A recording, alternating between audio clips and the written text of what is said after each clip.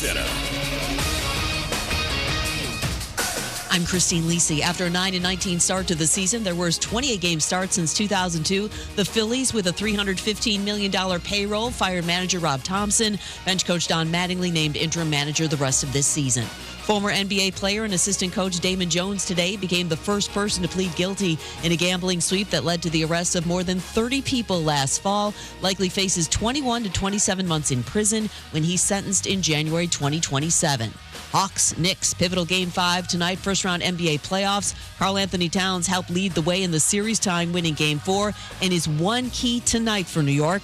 ESPN NBA analyst Michael Wilbon. They're going to have to come to depend quickly and heavily on the guys that they pay to be their stars, and that would be Jalen Brunson and Karl-Anthony Towns for starters. And it doesn't mean that they're not going to get the contributions necessarily from Bridges and Anunoby, and they're going to have to get those contributions as well.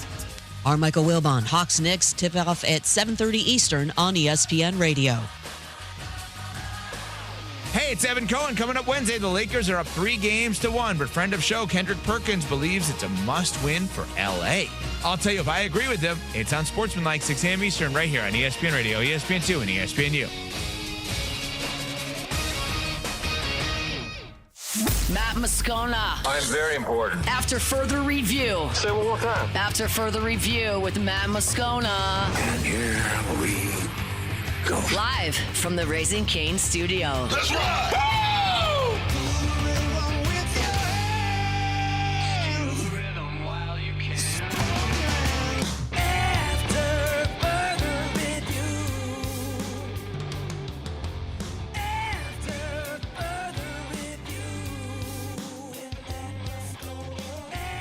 And off we go. Welcome aboard. Glad you're with us. It's AFR.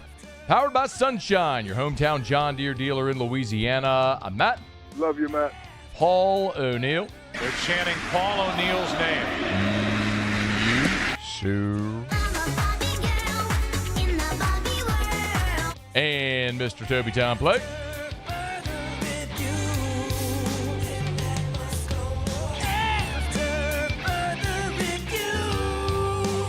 All right, we're here. Glad you are as well. Get out there and make it a good one. Jeremiah McClendon, Saints UDFA, will be with us next hour. Scheduled to have Bernard Gooden join the show today. Shea Dixon in about 15 minutes. Ton to do. Let us begin as we do every single day. It's time to pop the top on another edition of AFR. Looked and said, look, you got to get explosive receiving talent. They did that. At the top of the draft with Tyson, they added 3 receivers altogether in the draft. And then they desperately needed edge and cornerback help. They didn't get an edge in the draft. We know they traded for one in round 5 with a really high upside potential player. And they addressed corner kind of, adding TJ Hall in round 7 and then Lorenzo Styles in round 5, which is a little bit of an asterisk because of where he played. But you didn't come out of that thinking, okay, the Saints did it. They addressed the spot that they absolutely had to address there in the draft. Well, the front office can say what they want, and Mickey Loomis, after the draft, when asked about the cornerback position in the draft, had this to say.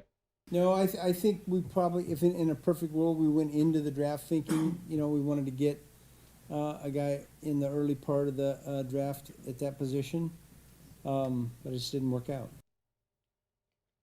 So, Mick acknowledging they thought they would get a corner early in the draft. It didn't work out. If Mansour Delane had been there at 8, maybe they pulled the trigger.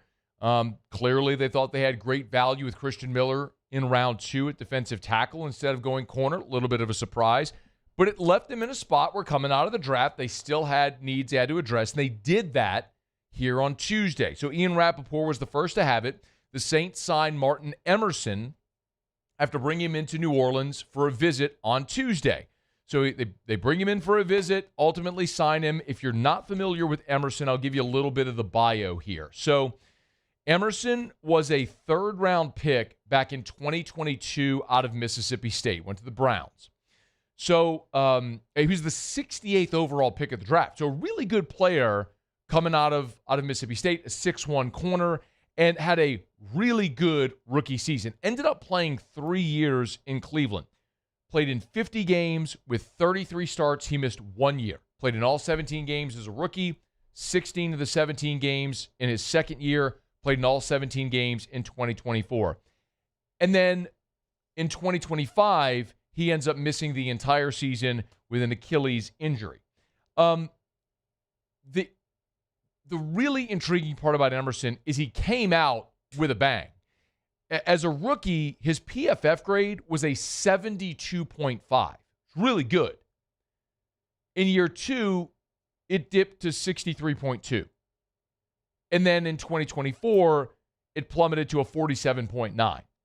He regressed each of his 3 years in the NFL. So going into 2025, Kevin Stefanski was really expecting a springboard there from Emerson going into year 4. Yeah, MJ's a very determined young man. I appreciate that he feels like he didn't play at his best. I mean, he's right. He's got such a high ceiling. We've seen him play at such a high level over the course of time. He will bounce back, and it's there's no secret to it. There's no magic wand. It's just from him working really, really hard. He's a kid that is in here all the time, constantly working at his craft, working on his body. So I expect him to have a big bounce back year. Unfortunately, that didn't happen because Emerson did have the torn Achilles, and so he missed the entire 2025 season, which was the final of his rookie contract, so he became a free agent, and now coming off of the Achilles, he was free to sign with whomever, and clearly the Saints have a need. So you look now at that cornerback room and where the competition exists both in the slot and outside. Remember, you've got Kool-Aid McKinstry and Quincy Riley returning. Alontae Taylor is now a member of the Tennessee Titans. What's interesting about Alontae Taylor is in his career in New Orleans, if you look at his snap distribution, it is 50-50 slot and boundary. Now, some of that had to do with injuries. Some of that had to do when Paulson Adebo got hurt, when they traded Marshawn Lattimore. It forced Taylor sometimes to the outside. Other times he played it, but it was, during his time in New Orleans, his snap count a virtual 50-50 breakdown of slot versus boundary corner for Alontae Taylor. So you've got Kool-Aid McKinstry and Quincy Riley. And then you look at the 2 draft picks that you made. You took Lorenzo Styles in round 5. And Styles is, and I know you're going to say Styles is a safety. Kind of. So Lorenzo Styles at Ohio State, 61% of his snaps in college were as a slot corner. Only 25% were at free safety. So yes, you can, that draft pundits may have listed him as a safety, and maybe that's how he projects in some places, but he really actually projects more like Alontae Taylor did as a slot corner than as a free safety. So I don't necessarily look at Styles coming in as someone that's going to vie for a safety spot. He's probably pushing for that spot Alontae Taylor vacated as the slot corner. And then you look at TJ Hall in round 7. Well, TJ Hall at Iowa over 4 seasons played 1,127 career snaps. 89% of his career snaps were at outside corner. Now, the knock on Hall is he's a 4.59 guy in the 40. It was the slowest 40 time of the corners at the combine. So you got a guy that, and by the way, when you look at Hall's PFF grades throughout his career at Iowa, he went from a 40.9 to a 66.1, identical 66.1 as a junior, and then as a senior, a 78.3. So he improved every single year. By contrast, Emerson in the pros regressed each of his 3 seasons. But I kind of look at this room now and I go, okay, you've got Kool-Aid McKinstry and Quincy Riley on the boundary, and you've got Emerson and Hall coming in. One, a young free agent coming off of injury, one a 7th-round draft pick. None of these are kaboom, no doubt options. but you've got 4 bodies there that can compete for the 2 spots on the outside. And whoever doesn't win one of those jobs likely competes with Lorenzo Styles for the slot corner role on this team and gives you depth. I can see a world where those 4 guys, Riley,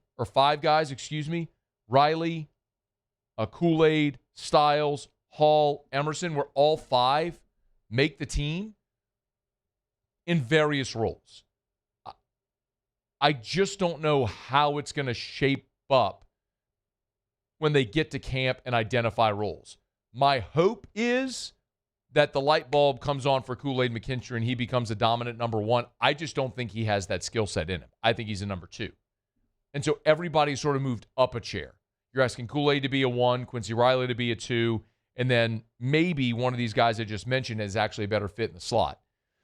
But it's very clear, and Loomis told you, they thought they would address corner at the top of the draft. They didn't. And so they have a need.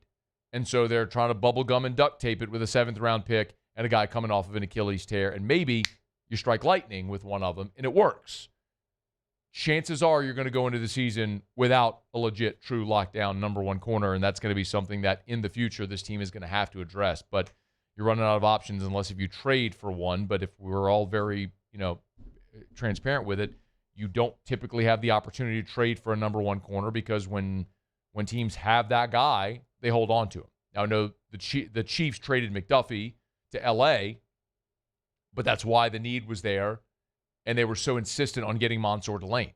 They were able to get first-round pick for McDuffie, and then they draft Delane. Great. It worked for them. Good for you.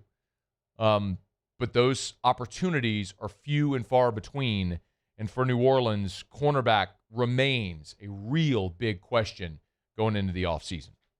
All right, it's After Further Review. We're glad you're with us. Show Up and Every Day is brought to you by Bud Light. Drink easy with the great taste of Bud Light, the official beer of AFR, the official beer of your New Orleans Saints. You don't want to toast the Saints draft? Do so with a delicious ice-cold Bud Light. Hey, we're going to be at Court to Table with our friends over at Mockler Beverage coming up in a few weeks. We'll tell you more about that as we get closer. But if you're at Court to Table, make sure you drink delicious ice-cold Bud Light. You're at your house, your favorite restaurant or watering hole, ask for it by name, the official beer of the Saints, the official beer of your Fighting Tigers of LSU. Support the teams that you love by drinking delicious ice-cold Bud Light, the official beer of AFR. All right, y'all, it is a Tuesday edition of AFR powered by Sunshine, your hometown John Deere dealer in Louisiana. We will knock out a quick break. When we come back, talk some recruiting with Shea Dixon from On3, the Bengal Tiger. Don't you move.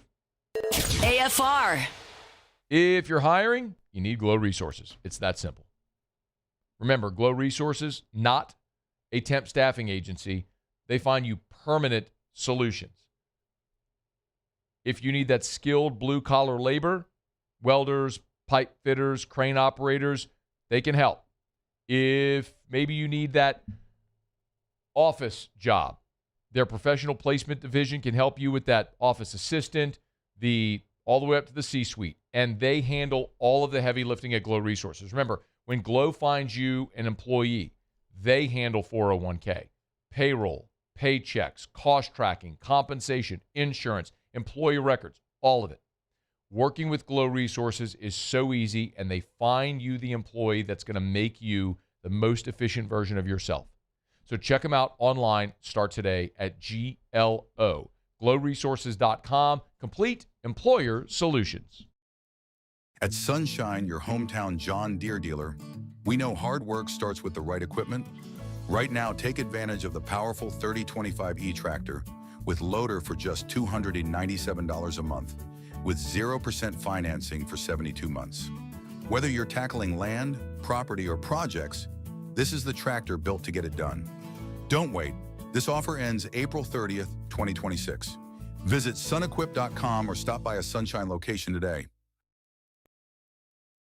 Bayou Chrysler Dodge Jeep Ram has the new 25 Jeep Grand Cherokee with $15,000 off MSRP. Plus the 7-year powertrain warranty that comes with all new Bayou vehicles. If you need sales or service, the crew at Bayou Automotive is going to do right by you.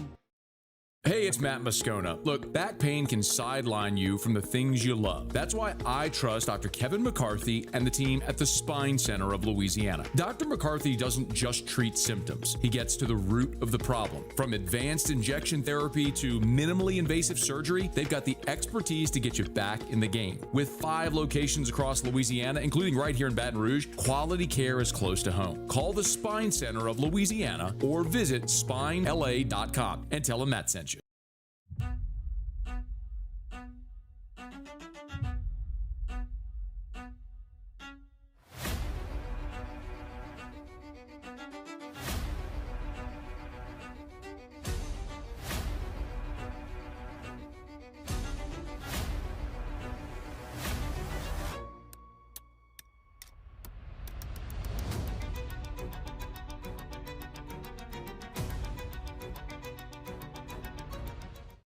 If your office is experiencing performance issues like slow networks, jammed printers, or disappearing files, Advanced Office Systems may be right for you. With powerful IT solutions, print management, document imaging, and security systems, they help offices regain confidence naturally. Side effects may include uncontrollable efficiency, smoother workflows, and a sudden burst of office joy. Say goodbye to those emotional breakdowns in the supply closet and get back on track with Advanced Office Systems.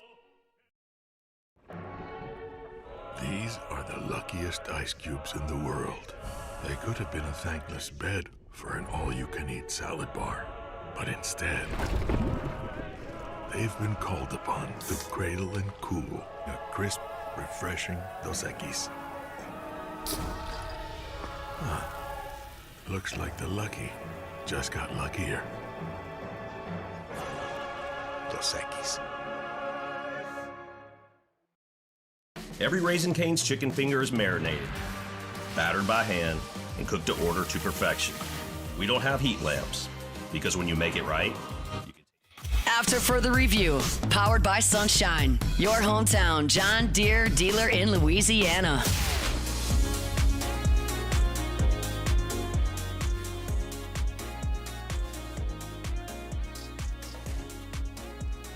Every week, take a little time, visit with Shea Dixon on 3 the Bengal Tiger, talk a little recruiting. Shady, how are you, dude? I'm doing well. How are you, Matt? I'm doing awesome. Let's start with a guy that I get asked about all the time. So Easton Royal, 5-star number 1 receiver in the country, out of New Orleans, committed to Texas. He's back on LSU's campus again this week. What's going on with that flirtation there with Royal? Yeah, obviously being committed to Texas and still making visits, which went beyond LSU. He had done a handful of SEC visits. I think it was in the month of March, really, but now twice in April in the span of a few weeks. He was back on campus, and this time, which he has been before, but he made the trip over with his mom. And this is one of those things where right now coaches can be on the road. If you're done with spring ball, you can get out and start doing spring evaluations. And the Texas staff was at Brother Martin, during the day, and by late afternoon, Easton and his mom have made their way over to Baton Rouge and got to watch that final spring scrimmage, he said, and really just continue to get to spend more time around the staff because obviously with LSU's transition to Lane Kiffin, it comes with Charlie Weiss's OC, a new wide receivers coach, and George McDonald. So he's getting to know all these guys, but he gave us this quote, which I thought was telling. He said, kind of the highlight of going to spring football and seeing 2 scrimmages. He said, we're sitting in the meetings with them before and after, and he called them maniacs about the game of football. And then he said, seeing kind of what they've done with this offense in a short amount of times, he said the way they use receivers, and he was talking about everybody, just the weapons, he said is psycho as he looked at it. So you've got a psycho in there. You've got some maniacs in there. And mind you, he's committed to Sark. So whatever Lane Kiffin and this staff, Charlie Weiss, have done, have certainly caught the attention of Easton Royal, who's not just the number 1 prospect in Louisiana, but a 5-star and the number 1 receiver in the country right now in Rivals. Some really good adjectives there by Easton Royal. Love that. Hey, he Brother Martin education. You wouldn't know anything about that, Matt. Brothers of the Sacred Heart. Let's go. Fellow brother school. You got to love it. Hey, but it is interesting, Shea, because as we talk about LSU with 4 commits already for this upcoming class, 2 of them are receivers. So do we know what this staff is looking to do with this class at receiver, numbers or targets otherwise? I've been asked that a few times. We've talked about it on the message board on the Bengal Tigers, stuff like that, where we've kind of debated. Lane Kiffin has talked about it. Hey, look, and he talks about the portal, wanting to not go after. I mean, he didn't have to name names, but we know what he's talking about. Your Cam Coleman type, who was far and away the number 1 guy in the portal. He goes to Texas. Sorry, Shea, go ahead. A guy like that, Cam Coleman, goes to Texas, and then Kiffin is able to sign double-digit receivers, including guys like Jace Brown, because if you take the 5th highest ranked guy and 10th and 15th, you're going to get more out of him, he felt, than risking it all on just one player. I think that applies mostly to the portal. And look, Kiffin and this staff, we saw with Winnie Watkins, they'll go into Florida, get a 3-star receiver, not highly ranked, and he immediately plays year 1 at Ole Miss this past season. And then he looks like the best receiver out there this spring. And it's because he fits that specific role in Kiffin's offense. And there's obviously a few different roles in there that they recruit to. But then I pause and I say, don't overthink this, right? Like, if you've got 2 receivers committed and you already went to Florida for one of them, Braylon Kale out of Cecilia gives you 2. He recently committed. We're just talked about Easton Royal out of Brother Martin in New Orleans. And then you don't have to scroll down far in the national rankings, Matt, to get to another New Orleans kid who is right there in the top 10 nationally, Miguel Whitley at St. Aug. And he'd been recruited heavily by this staff while they were at Ole Miss. Now, with Frank Wilson and them at Ole Miss now, they're obviously still recruiting him pretty heavily to the Rebels, but LSU has hosted him a number of times. They'll have an official visit. So if you're imagining, okay, they'll probably sign 4, maybe 5 receivers, well, why not just keep going right here in Louisiana? And look, outside of hosting an East Texas kid and a Texas Tech commitment, Benny Easter, 2 weekends ago, it seems like they have put a good amount of focus in, hey, how can we get Kale committed, Royal on campus as much as possible, and the same for Miguel Whitley over at Aug. He's on Twitter at Shea Dixon from On3 the Bengal Tiger. Shea, I want to flip sides of the ball and ask you about Caden Henderson, who about 6 weeks ago listed is the number 1 linebacker in the country out of Tampa. Listed his final 5, LSU wasn't in it. Now all of a sudden, he takes an official visit to LSU. So make sense of this for me here with Caden Henderson.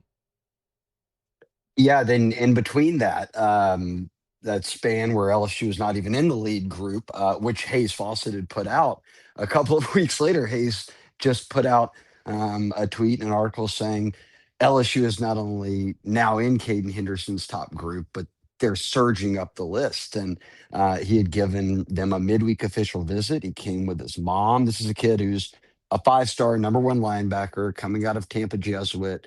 And everybody has an offer out to him. So they went to Notre Dame this past weekend, I guess it was, or a weekend ago. And then this past week, spent a few days on campus on an official visit. And it was all hands on deck because he was the only official visitor on campus during the middle of the week. So got to watch practice, got to hang out with Lane and the staff, got to spend a lot of time around Blake Baker and the defensive coaches. And that was kind of right in the middle of the draft. So you're flying for Baker up there for Mansour Delane and then back down for Caden Henderson. But you do it when it's a 5-star like this. And the reviews that he gave Chad Simmons here at Rivals, and he said, look, LSU set the bar pretty high here moving forward. And there was a thought Miami might be the leader. A&M had really put themselves into that conversation.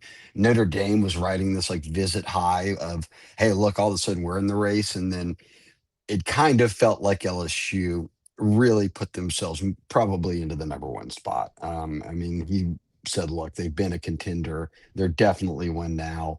And really talked extensively about what him and Baker talked about relative to the linebacker role, what he's expected to do, developing. He's like, look, he went as far as to say we sat down and said, here's where you fit into the rotation as a freshman. If you develop along these lines, you're putting yourself in a spot to be a starter as a sophomore. And he said, that's not happening for me at other schools. And it sort of showed how much they're prioritizing me.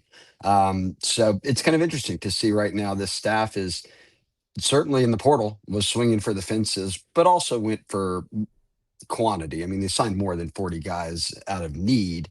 We've talked a lot about this class, Matt. I think they sign around 20 guys, but they're just, I mean, it's 5-star after 5-star, and rankings don't mean everything. I'm not trying to say that, but the guys who are the who's who out there, especially if they're in the Southeast, the staff is all over them right now. Jay, one 5-star LSU did not land that they were in the mix for is Kennedy Brown, the big offensive lineman out of the state of Texas. He committed to Texas A&M. Maybe a thought there on Kennedy Brown and what it means as the offensive line dominoes start to fall. As LSU's kind of in the mix for all of the top guys in the country. Yeah, so Kennedy Brown is ranked as one of the top 3 interior offensive linemen in the country. One is committed to Florida in Maxwell Heiler, and now Kennedy Brown, kid out of, as you said, Houston area, Kingwood, committed to A&M. They've been on him so long. So I think coming out of that LSU official visit, it's almost like LSU would do for an in-state kid of, what do we have to do to get this done? And they were able to get it done. But I mentioned top 3 interior offensive linemen.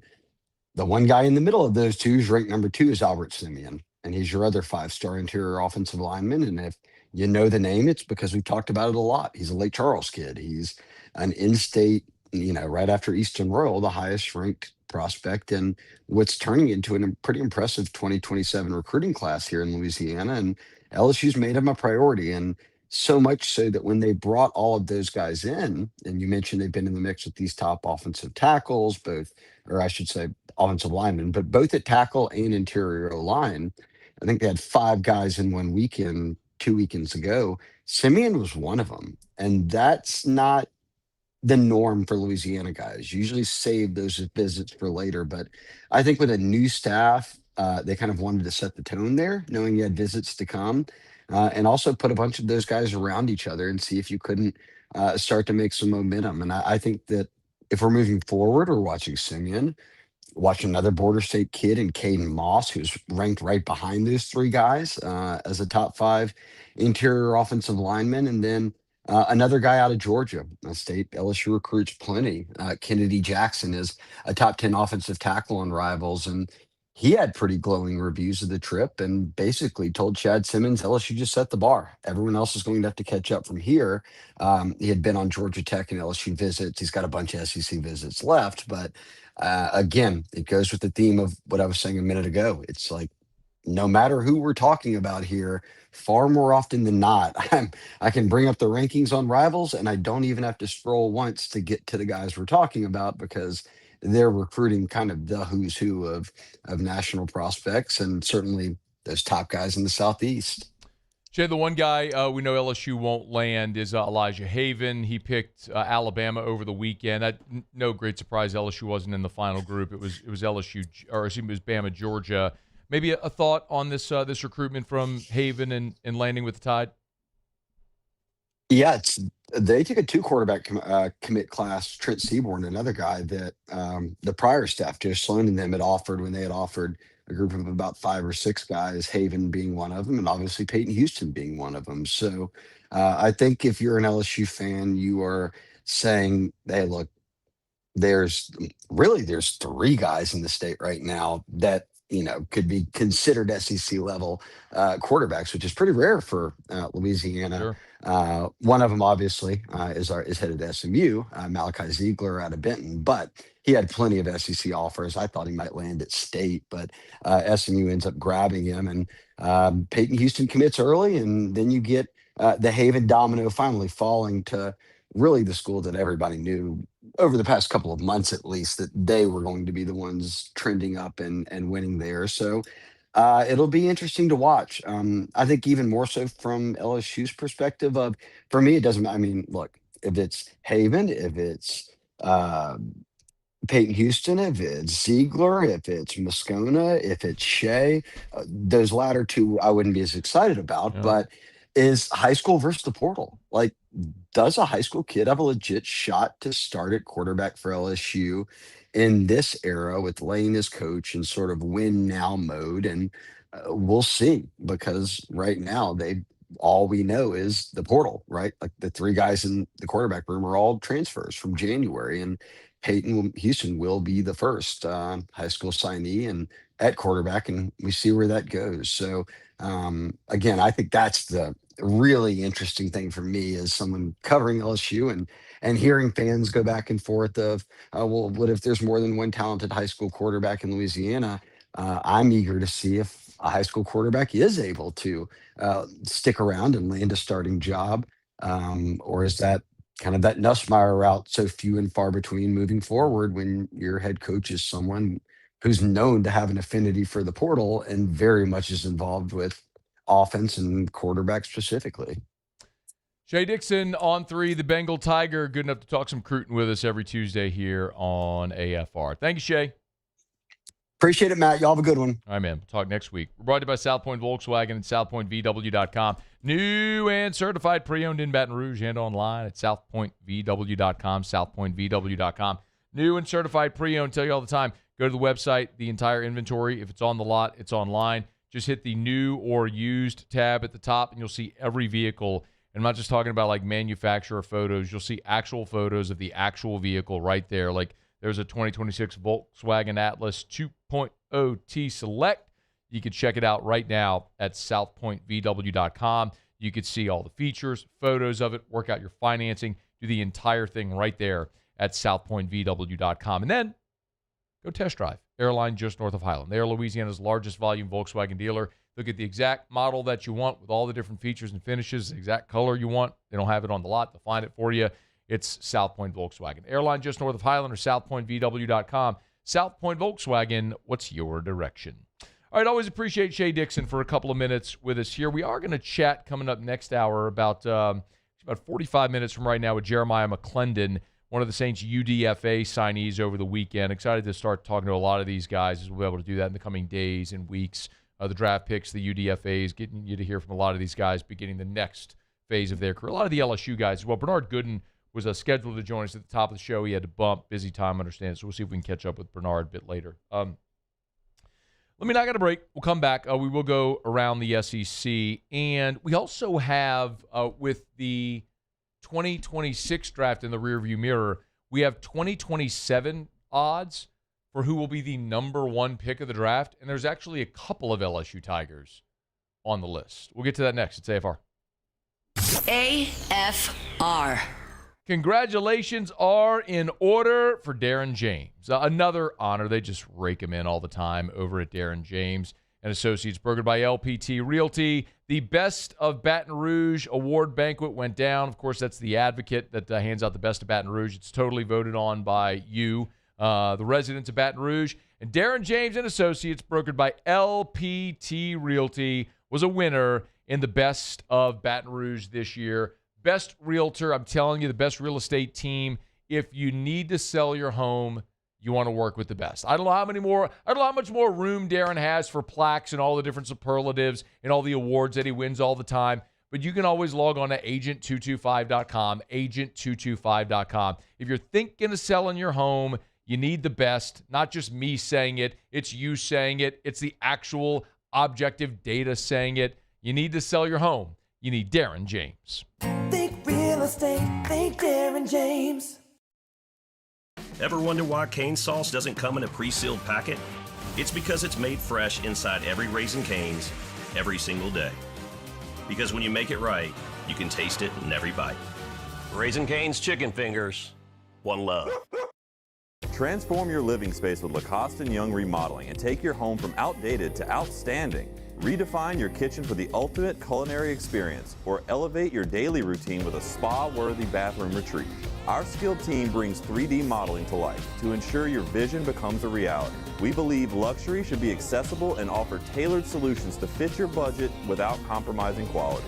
So contact us today for a free estimate. Lacoste & Young Remodeling, providing perfect solutions for your dream home. Gulf Coast Bank and Trust is giving our customers the power to bank anywhere, anytime during this challenging event. And we're right there with you. Our mobile banking app is a smart way to manage your money and time. Gulf Coast Bank and Trust, the bank that cares about you.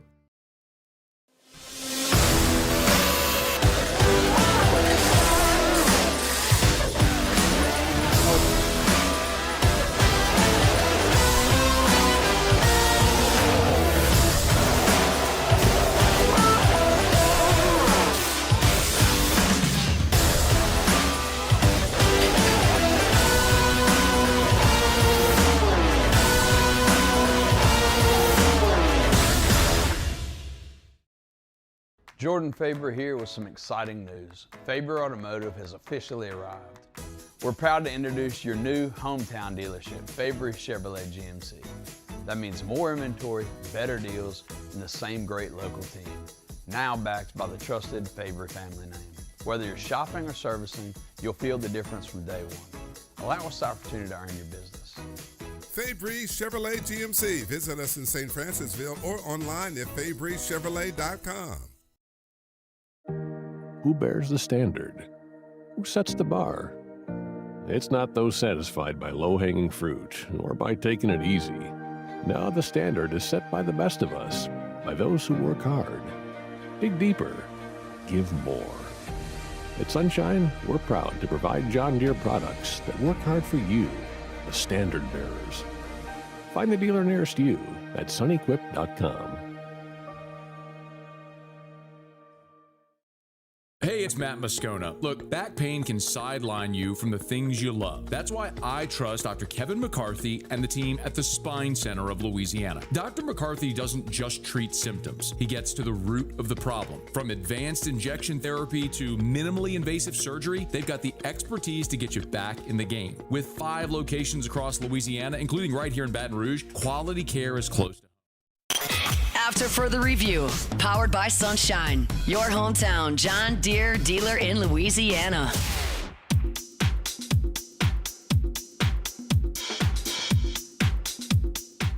First, I'm grateful to be here, grateful for the opportunity.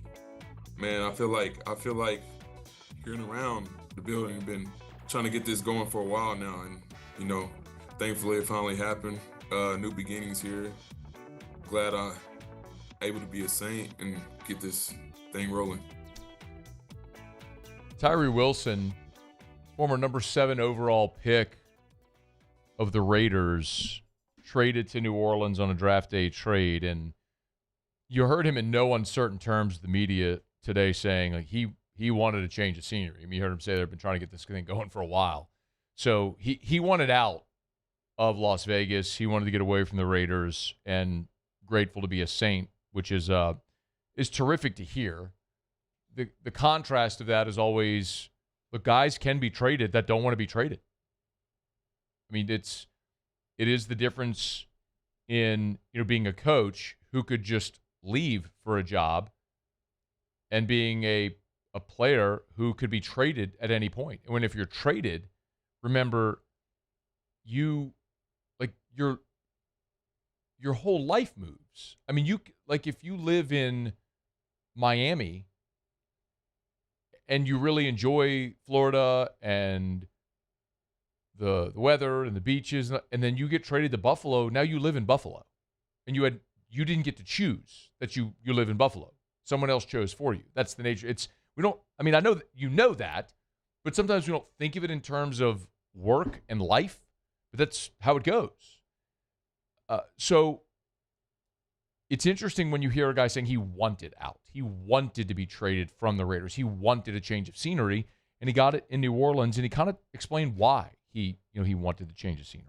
I mean, I love Vegas and love the people, love the opportunities in Vegas, but I feel like wasn't off to the best start, and pretty much there's always a change of coaches every year, and I feel like here in New Orleans, the trend is going upward, and I'm grateful to be here, grateful for the opportunity. Very true.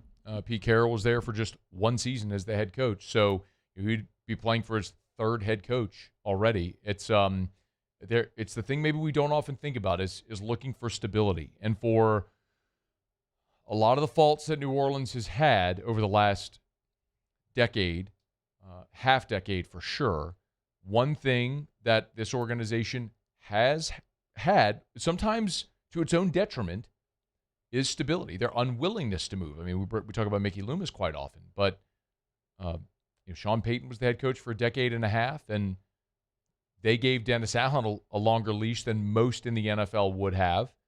And certainly it feels like a new beginning with Kellen Moore, and he's going to have plenty of runway to try to make this thing work. And I think people are excited about Brandon Staley defensively, what he'll do in year 2. And so maybe this change of scenery for Tyrie Wilson will be the thing that allows him to reach his physical potential, which we all know is there. It's what made him the number 7 pick of the draft. So interesting to hear from Tyrie Wilson today. We'll talk a little bit more about it later. All right, it's After Further Review. We're glad you're hanging out with us here. We are brought to you by Arco Power Systems, ARCCO, Arco.com, Arco.com. Love telling you about Arco every day because I get to tell you about an amazing company right here in our community that you may not have ever heard of or been aware of and what they do. I mean, I was certainly in that number before I started endorsing Arco, went over to the office on Airline near I-12 and was blown away. I mean, they have offices all over a multi-state area, up to Little Rock, west to San Antonio, east to Mobile. I mean, and they provide industrial Generac generator power for businesses, industrial facilities, commercial facilities of all kinds, grocery stores, gas stations, banks, hospitals, schools, industrial facilities, municipalities, media groups, radio stations, TV stations. If you think what happens to your business when the power goes out, what do? Well, don't wait for the storm to be in the Gulf. Call Arco Power Systems today and get that situation, get that in place now. Arco Power Systems, AR, that's solution in place. ARCCO, Arco.com, Arco.com, Arco.com.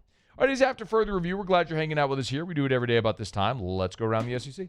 Around the SEC, bringing you the biggest news from the nation's best conference, the Auburn Tigers.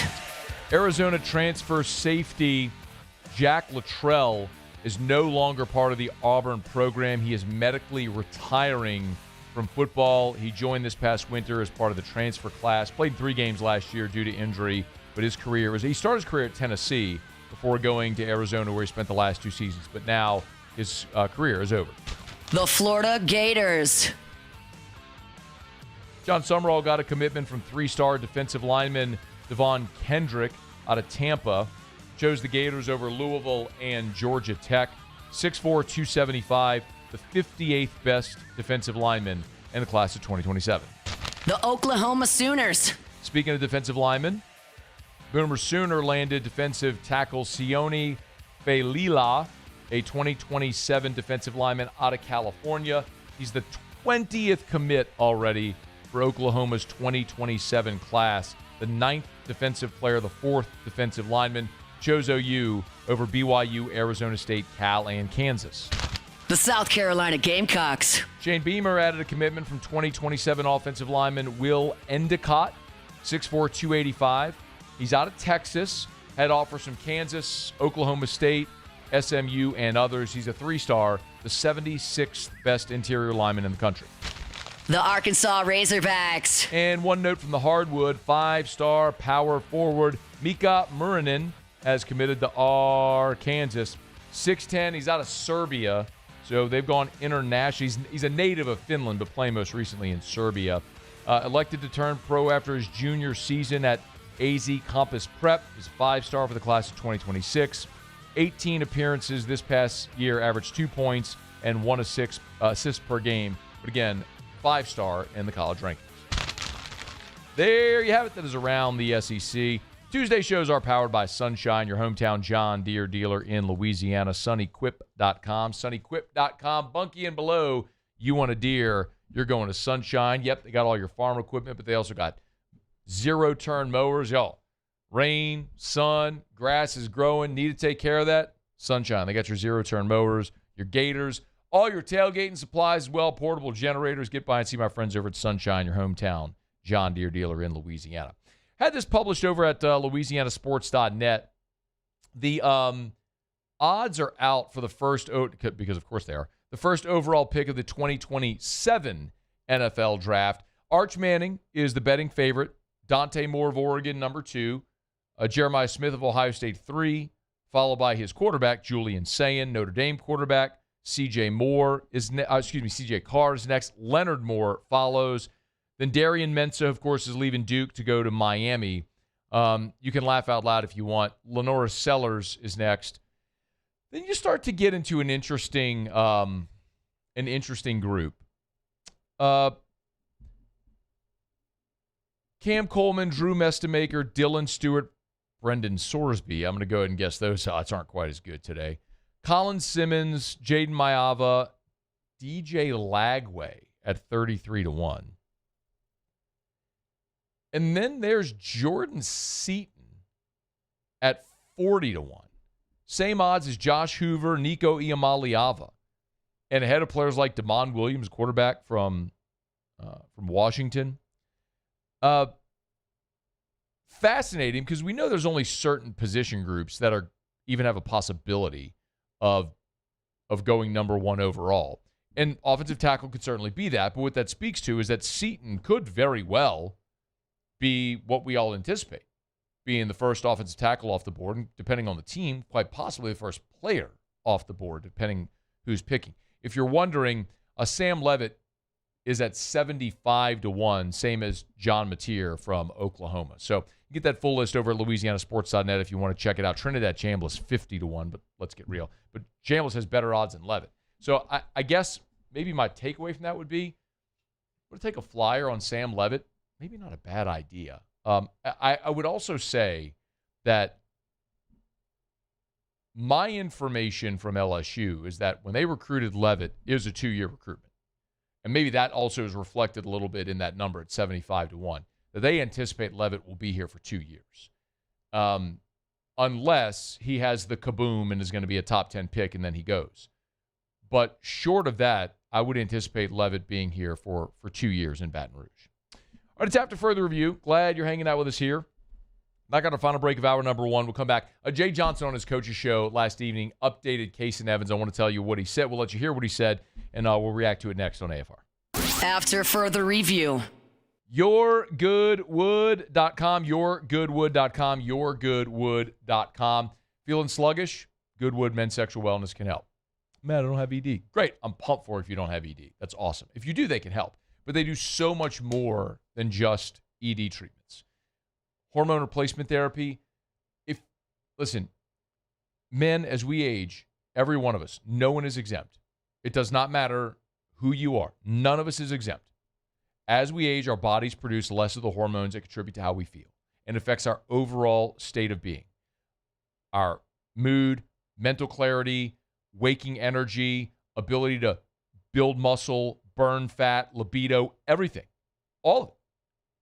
Hormone replacement therapy can get you to healthy levels to get you feeling like you did when you were younger. Sound good? Lowest prices, never any contracts. YourGoodWood.com. Check them out today. YourGoodWood.com. I'm Lawyer Locke Meredith. We are honored and humbled to receive from our clients in Google. Based on 5-star client reviews, the designation of our law firm is highly recommended. Whether you hire us at all, please give us a call, 272-5555. You have nothing to lose. Hi, I'm Mitchell Meredith. Injuries happen when you least expect them to, making your life more complicated. At Locke Meredith, Sean Fagan & Associates, we know this, and we strive to help each of our clients during these times. Whether you hire us at all, give us a call at 272-5555.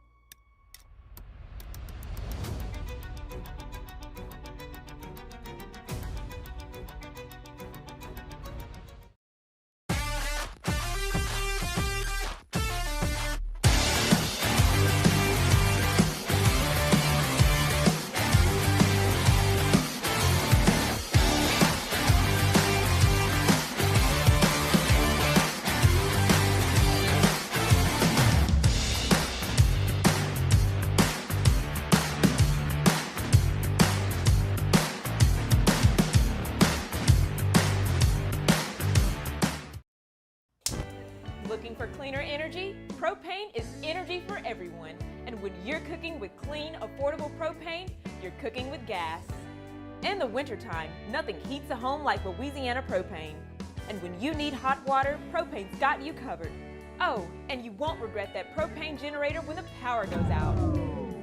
I'm Miss Louisiana, Gabrielle McLeod, and to find more information and to find a propane dealer near you, visit louisianapropane.com. Hi, this is Beth Serena. Welcome to my pool.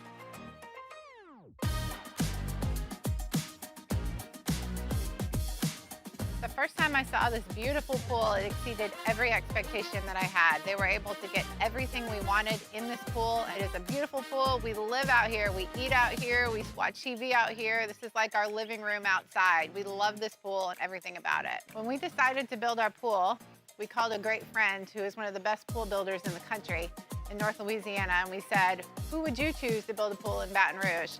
And without a hesitation, he told us Russell Pools. He said their history, tradition of great builds, great pools was unmatched. So of course, who did we call? Russell Pools. The advice I would give to anyone looking to build a pool is first call Russell Pools. They'll do an incredible job. It'll be incredibly organized. It'll be time efficient, and you will have your pool in no time. After further review, powered by Sunshine, your hometown John Deere dealer in Louisiana.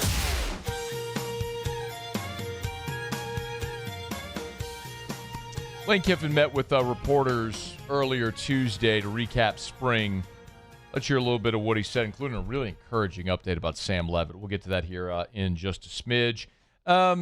Jay Johnson on his coach's show Monday night gave an update on Kason Evans, who, of course, was scratched from his start Friday on the road at Mississippi State, and the update was a good one. He saw the doctor today. They came into my office. We feel like we have a good plan of getting him back on track.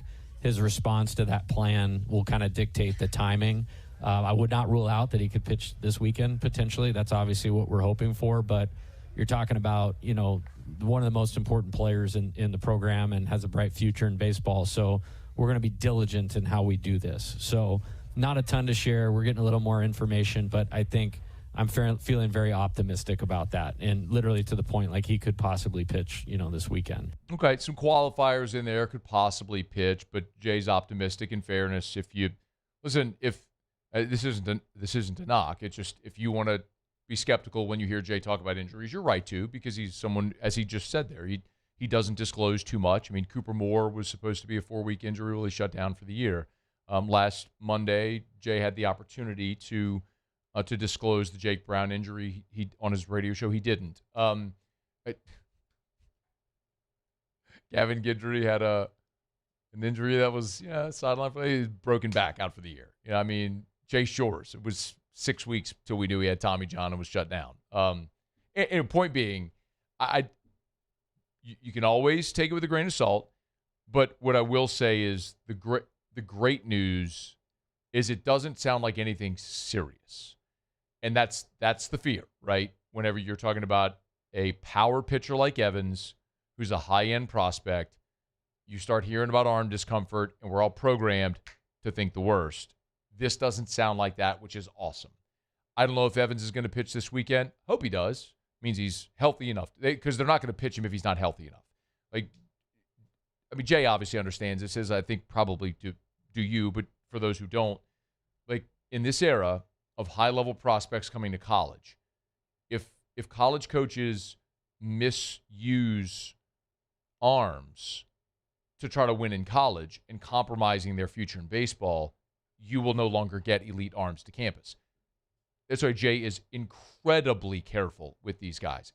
Rightfully, he wants to win, but he also wants to make sure that these guys achieve what they want to at the next level and in baseball, which is why they are painstakingly careful. Like Friday, Evans just had discomfort. You're not pitching.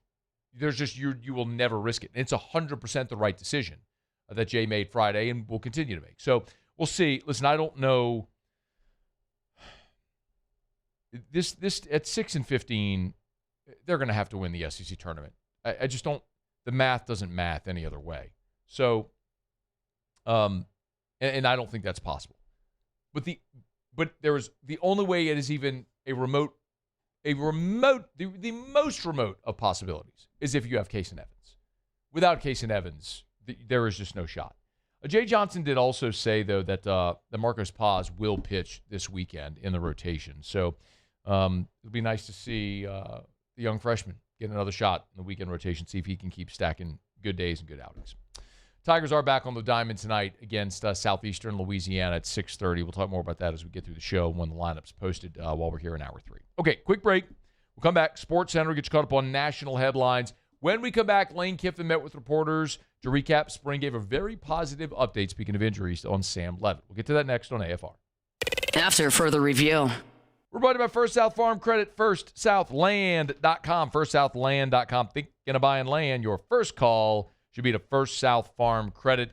For more than 100 years, First South Farm Credit has helped Louisianians buy land, and for more than 3 decades, every year, for over 30 years now, they issue a patronage refund. That's a dividend that's paid to their member borrowers, which effectively lowers your cost of borrowing. And because they are member-owned, they don't sell your loan. They can offer you a note modification, which is effectively a refi, when rates come down. And they will actually call you to let you know that there's some people, who they've called 2-3 years after a purchase. People said, I'll BS, you won't call me. 2-3 years later, they call, say, hey, we can get you a better rate. Call Tim, my friends over at First South Farm Credit. They're the best. FirstSouthLand.com. They've been helping Louisianians finance land for 100 years. FirstSouthLand.com. It's not easy to be a champion. It's built from every swing, pitch, and game all season long. In the grind, the focus, and in the recovery. FMOL Health, Our Lady of the Lake experts provide best-in-class care for our state's world-class athletes. Because it takes a champion to care for champions. I trust the lake to keep me at my best. From championship athletes to everyday champions, trusted care starts here. At Parrish, we bring the same commitment to your home that champions bring to the game. Do business with someone you know. Parrish Construction and Roofing. Parrish Construction and Roofing. ParrishBuilt.com.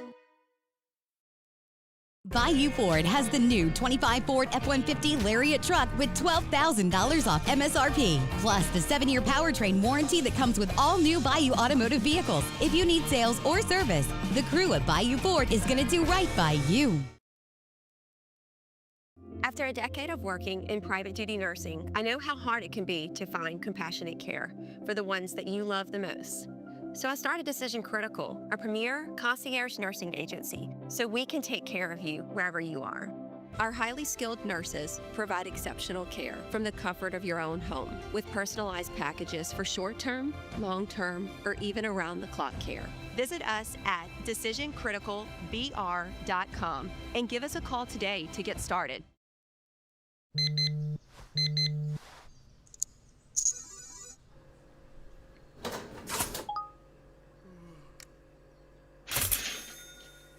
Sometimes you ignore the signs, even when they're right in front of you. Problem gambling isn't always easy to spot. Know the signs, set your limit.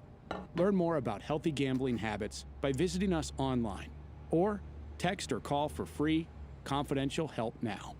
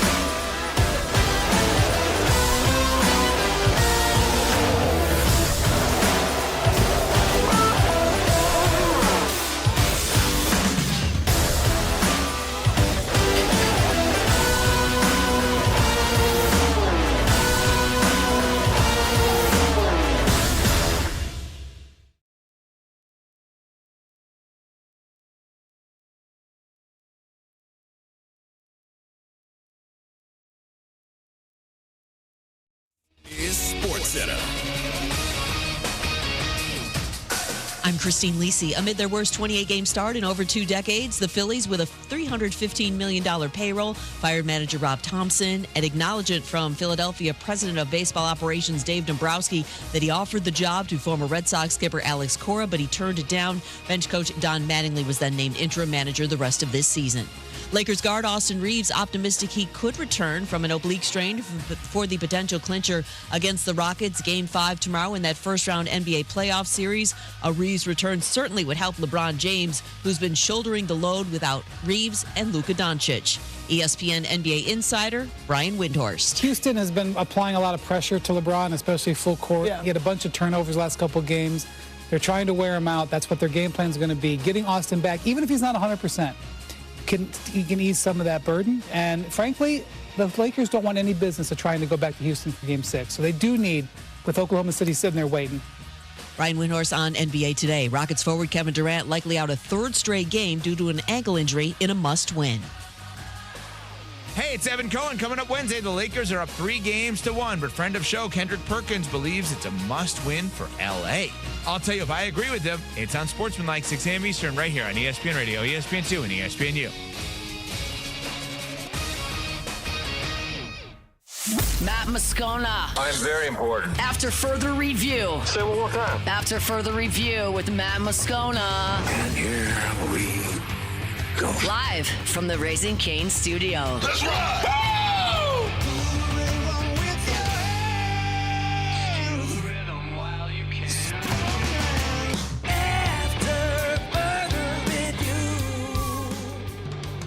Hour 2. Off we go. Welcome aboard. Glad you're with us. It's AFR, powered by Sunshine, your hometown John Deere dealer in Louisiana. I'm Matt. This is Shaq O'Neal, and I hate Matt. Paul O'Neal. They're chanting Paul O'Neal's name.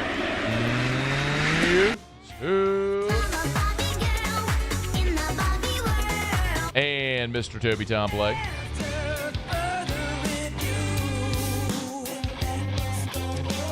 All right, we're here. Glad you are as well. Get out there, make it a good one. Saints UDFA, Jeremiah McClendon in 15 minutes. I haven't heard "Shut Up, Kid" in a minute. What's or did we remove that? I replaced it with Will. I don't want to replace it. You don't want to replace it? Okay. I want it in. I want them all. We can't get rid of "Shut Up, Kid." It's a staple. Okay. Well, I mean, because we put it in there when we got rid of Will the first time after. It's become a staple. Yeah. Okay. We only removed Will because it was exposed nerve endings for people when he got fired. It's true. Do you have it there? No, I got to put it back on there. Yeah, you need to. Unacceptable. I gotta tell that kid to shut up. That kid who's like a high schooler now. That's crazy, man. Probably is really excited to tell his friends every day that that's him saying, "You're a loser, Matt," or whatever he said. That's what he said. Take the L, Matt. That too. I think he called you Matt Mapoo at one point. With his squeaky voice. Yeah. Larry Holder. He's out there raising degenerates. What'd you expect from a Rummel grad? Dork. Lane Kiffin met with reporters on Tuesday. LSU wrapped up spring Saturday with a scrimmage in Tiger Stadium. And so as not to bury the lead, when we gave you our notes, again, there was no media access to that scrimmage, but I did have a conversation with a handful of people who were there, cobbled together some notes, and maybe the most pertinent thing that I told you was Sam Levitt participated in 7-on-7. Remember, all throughout spring, as he's come back from that Liz Frank injury, early in spring we saw Levitt throwing, just with the handing off and throwing with the running backs and the receivers, but not doing any of the team periods, no 7-on-7. And then a couple of Mondays ago when he had the pins removed from the original Liz Frank surgery, we saw Levitt do nothing. Just wearing tennis shoes, helmet, jersey, out there, hanging around the quarterbacks, listening, trying to absorb everything he could, but not doing any work. Well, so I was surprised when I was told Levitt did participate in 7-on-7 Saturday. That's something Lane confirmed on Tuesday. Yeah, Sam did a good job. I mean, he only played 8 plays, but threw a touchdown on his first play and a very deep ball that probably would have went for a touchdown, so that felt good. But he's doing a great job. I just met with him this morning on some things, and he's a really competitive, want to be great, want the team to be great. He's in a really good place that way, and just still working through his foot and getting out there and being able to play with the guys more. Lane sort of downplayed it by saying it was only 8 plays. My take on that, I don't know if you feel the same way, is if it's only 8 plays, why risk it? Right? Considering you have so much investment, financial and otherwise, into Sam Levitt for this season, if it's only 8 plays, why risk it? Well, the answer is you didn't feel like there was a risk, which is awesome, right? Like, they wouldn't have put him out there to run 8 plays of 7-on-7 if they felt like there was a chance he could have a setback in this recovery. That's the great news. Also great news is after not participating all spring, he goes out there and 8 plays, throws 1 touchdown, and apparently would have had another. That's awesome. And, you know, the other thing that Lane's, and I think this might have been the best soundbite of the entire 30 minutes or so that we got to speak to Lane Kiffin, 25 minutes, whatever it was on Tuesday, because he was asked about Levitt just being around, you know, like standing behind the huddle and just physically being there to listen and absorb, and how much that might help. And Lane could have taken that whatever direction he wanted, but I've told you this throughout. He has met, I'm confident of this. Lane doesn't care what we ask. If there's something he wants to say, he's going to go tangentially off of your question to say the things he wants to say. And this comment about Levitt, I thought, spoke volumes about the player that they signed. He's taking it very seriously. It's a lot to learn within the system, and he really spends a lot of time up here. And that's not easy. You know, when you're not playing, you know, it's a little bit harder, you know, to stay locked in and go to walkthroughs and do all those things. But he's taking that very seriously. He's real serious about being great. Like I say all the time, we actually talked at length today about this. If we're in the team room and I said to all the players, how many of you love football? Every single one will raise their hand. Well, they don't. Some do. Most love what football gives them. Whether that's the money, I can wear the gear around, you know, I get the attention, I get social media. Very few of them really love the game, like the work that's within it. And Sam is that. We talked about it today. Like, he loves to work. He loves to go home at night and spend more time on football and things he can develop, not just physically, but mentally also. You know what that reminded me of? But you love to hear that. You don't want guys, what you don't want is a leader who's a great player, but came to LSU because of the money. Money's part of it, and I'm not saying it's a bad thing. I'm a guy hand in the air who's like, go get your money. Transfer 4 times if you want to give yourself best opportunity money, whatever drives you. And everybody's driven by different things. Me, Muse, Paul, 3 of us in this room, we all have different motivators. That's human nature. Like, wherever you go to work every day, some people are driven by awards, and some people are driven by money, and some people are driven by the love of whatever it is they do, whatever it is. And it's fine. There's not a good, bad, right? It's just different. It's just what is. Everybody has different motivators. Some people want to work a traditional 9 to 5 and have their weekends off so they can spend time with their family and play in a softball league. And if that's you, and you're excited, I'm pumped for you. It's like everybody has different motivators, and that's awesome. Sam Levitt, who's LSU starting quarterback, is motivated by football and greatness, and that's what you want. That reminds me a lot of Burrow. I know I hesitate to say that because people hear that and they're going to think, you're comparing him to Burrow. I'm not comparing him to Joe Burrow. Joe Burrow is the greatest player in the history of the LSU football program. I'm not comparing Sam Levitt to that before he's taken a snap at LSU. I'm just saying Burrow had that, where he was driven to be great in his love of football. Like, he'd play it for free. If that was the option, he would go play football for free. Lane Kiffin is effectively describing Sam Levitt the same way, which is a great thing, what you want. Now, they ain't playing for free. But it doesn't change the personality. Speaking of that scrimmage, now Levitt did not participate in the scrimmage, but Lane said it was another good day for the offense. I thought the offense was in really good rhythm for the second Saturday in a row. Made a number of plays. The system was kind of working as far as tempo and spreading the ball around. We held after the first series a few defensive players, so that obviously helps in that situation. But I was very pleased with that. We actually threw 7-on-7 first, which we normally wouldn't do, just so Sam and really a number of other players, including Witt, were able to do that they wouldn't have been able to do team stuff. So that kind of felt good, too, seeing everybody out there together. Love to hear that. They got a lot of work. They got a lot of guys reps. And, the most extensive answer Lane gave in the entire day was when he was asked, did he get what he wanted out of spring practice?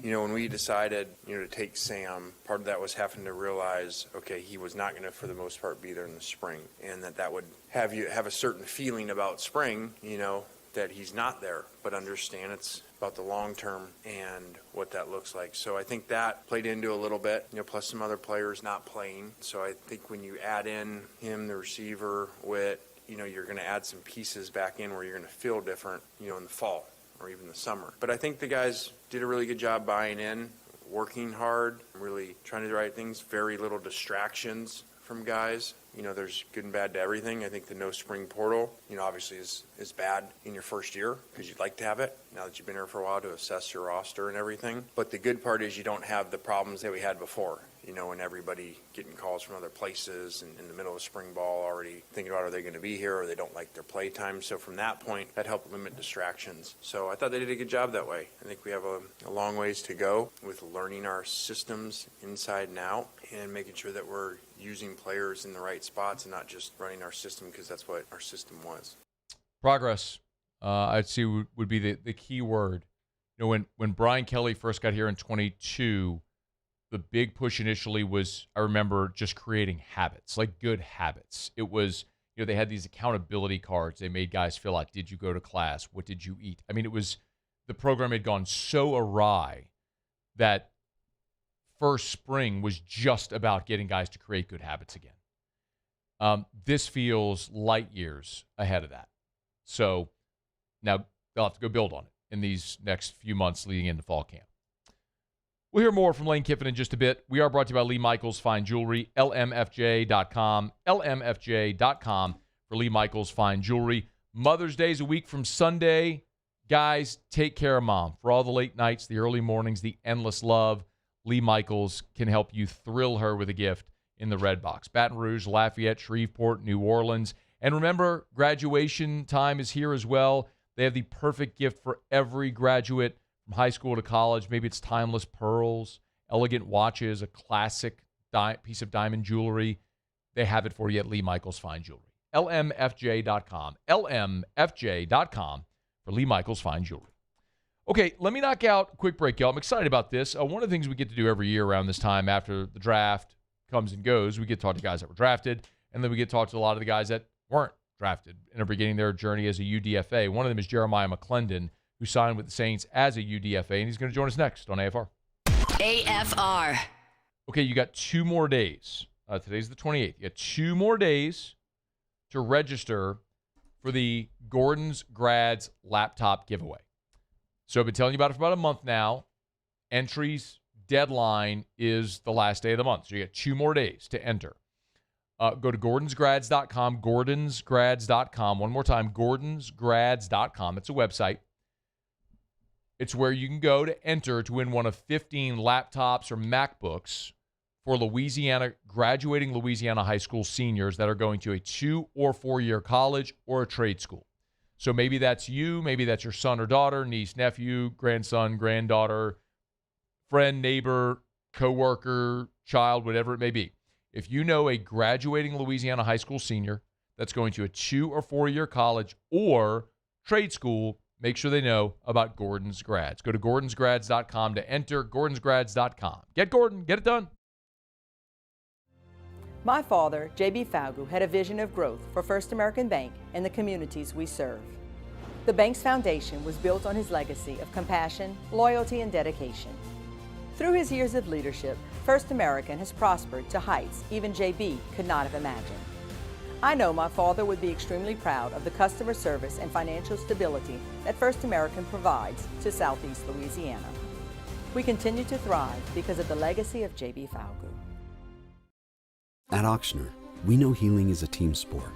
That's why we've partnered with world-renowned orthopedic surgeon Dr. James Andrews to create the Ochsner Andrews Orthopedics and Sports Medicine Institute. Whether you're a professional athlete or a weekend warrior, our team of specialists are dedicated to getting you back in the game.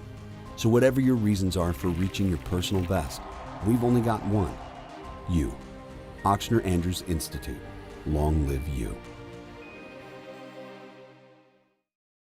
Bayou Chrysler Dodge Jeep Ram has the new 25 Jeep Grand Cherokee with $15,000 off MSRP. Plus the 7-year powertrain warranty that comes with all new Bayou vehicles. If you need sales or service, the crew at Bayou Automotive is going to do right by you. Hey, it's Matt Moscona. Look, back pain can sideline you from the things you love. That's why I trust Dr. Kevin McCarthy and the team at the Spine Center of Louisiana. Dr. McCarthy doesn't just treat symptoms. He gets to the root of the problem. From advanced injection therapy to minimally invasive surgery, they've got the expertise to get you back in the game. With 5 locations across Louisiana, including right here in Baton Rouge, quality care is close to home. Call the Spine Center of Louisiana or visit spinela.com and tell them Matt sent you.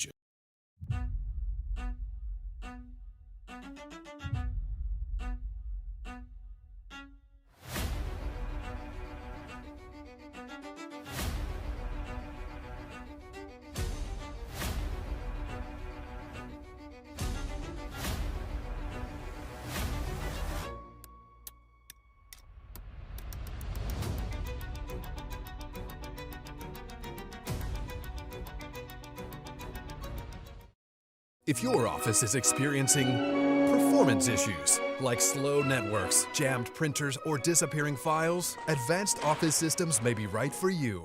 With powerful IT solutions, print management, document imaging, and security systems, they help offices regain confidence naturally. Side effects may include uncontrollable efficiency, smoother workflows, and a sudden burst of office joy. Say goodbye to those emotional breakdowns in the supply closet and get back on track with Advanced Office Systems. Ever wonder why cane sauce doesn't come in a pre-sealed packet? It's because it's made fresh inside every Raising Cane's every single day. Because when you make it right, you can... After further review, powered by Sunshine, your hometown John Deere dealer in Louisiana. Plowing these fields in the hot summer sun. Before first down from the 24, a throw is picked off. Jeremiah McClendon with his first pick this season. Hopefully he's got plenty of those ahead as a member of the Black and Gold. Jeremiah McClendon signed with the New Orleans Saints as an undrafted free agent out of Southern Illinois. He's a Saluki. Joins us now. Hey, Jeremiah, thanks for the time, man. How are you?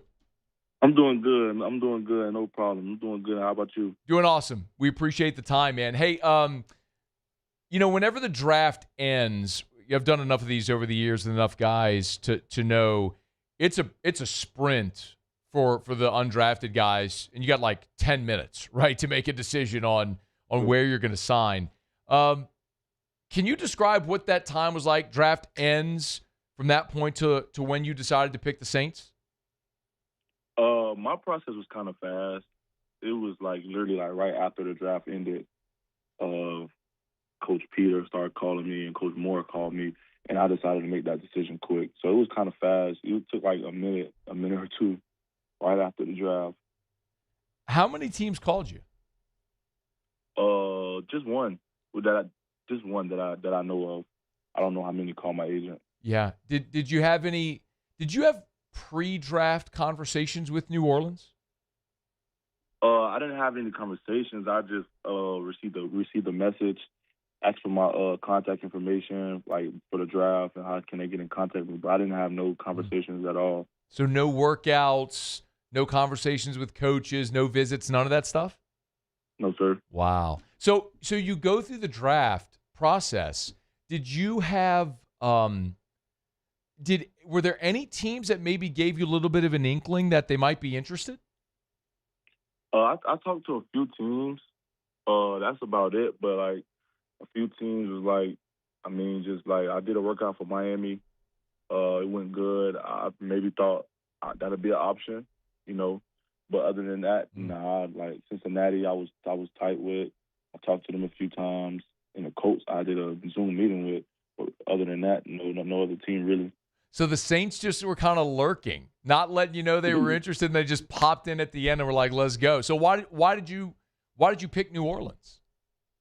I mean, I picked the Saints because like you say, the end of the draft is fast, and it was the opportunity. This is the opportunity that I've been wanted since I was a toddler, so I didn't want to wait it out and miss out on a great opportunity with the Saints here. So, I mean, the Saints is a great organization and everything. I just wanted to take the opportunity that God gave me, and I wanted to put my head down and run with it.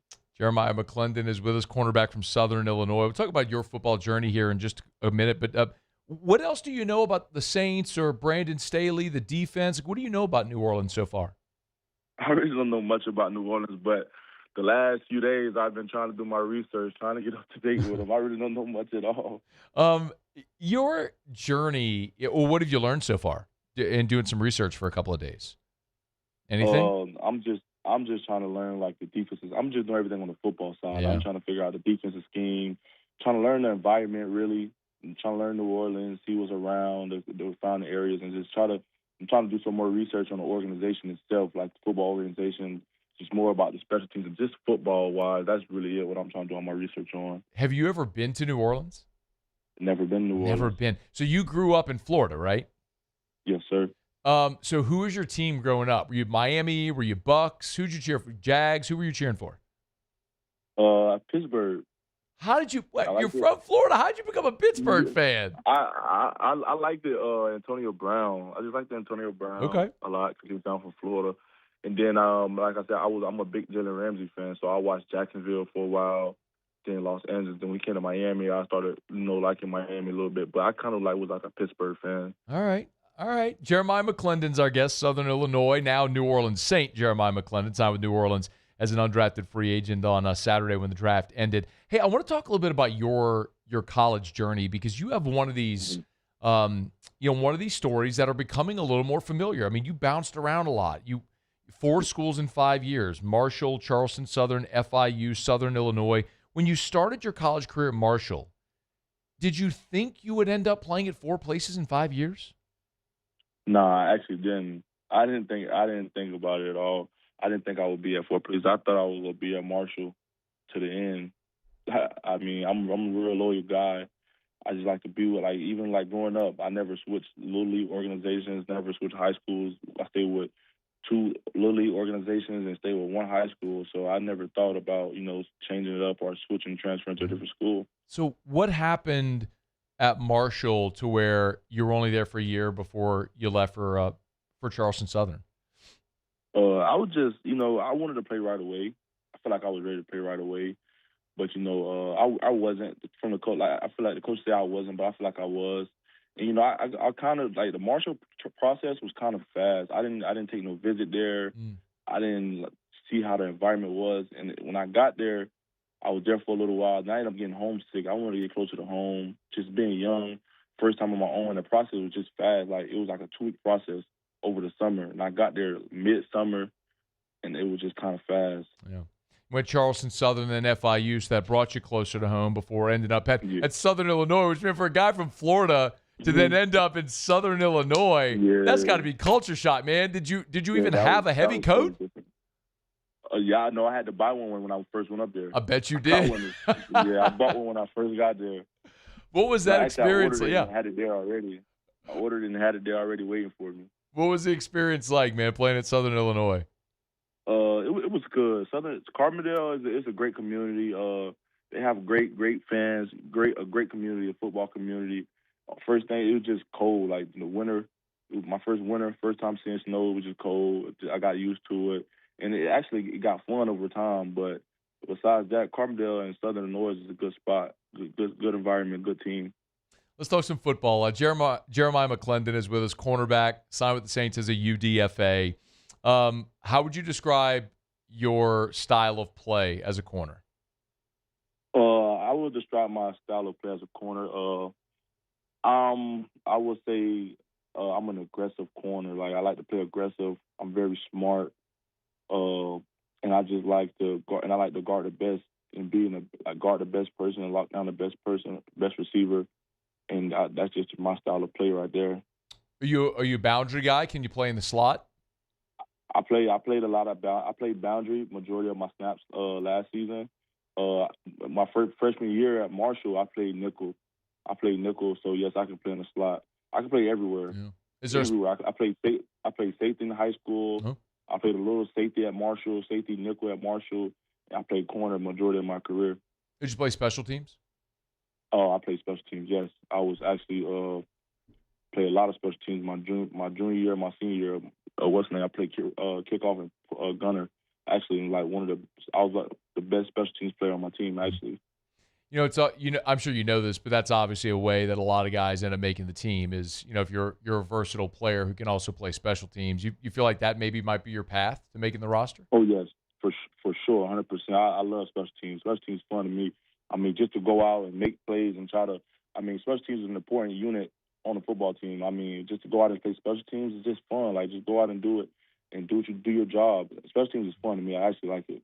You're coming down to New Orleans, which is like one of the greatest food cities in the world. So it's gonna be hard not to gain weight moving down to New Orleans, man. How big are you right now? Right now I'm like 193, I believe. Last time I stepped on the scale, I was 193. Do you like jambalaya and etouffee and gumbo and all that sort of stuff? Nah, I'm a big soul food person.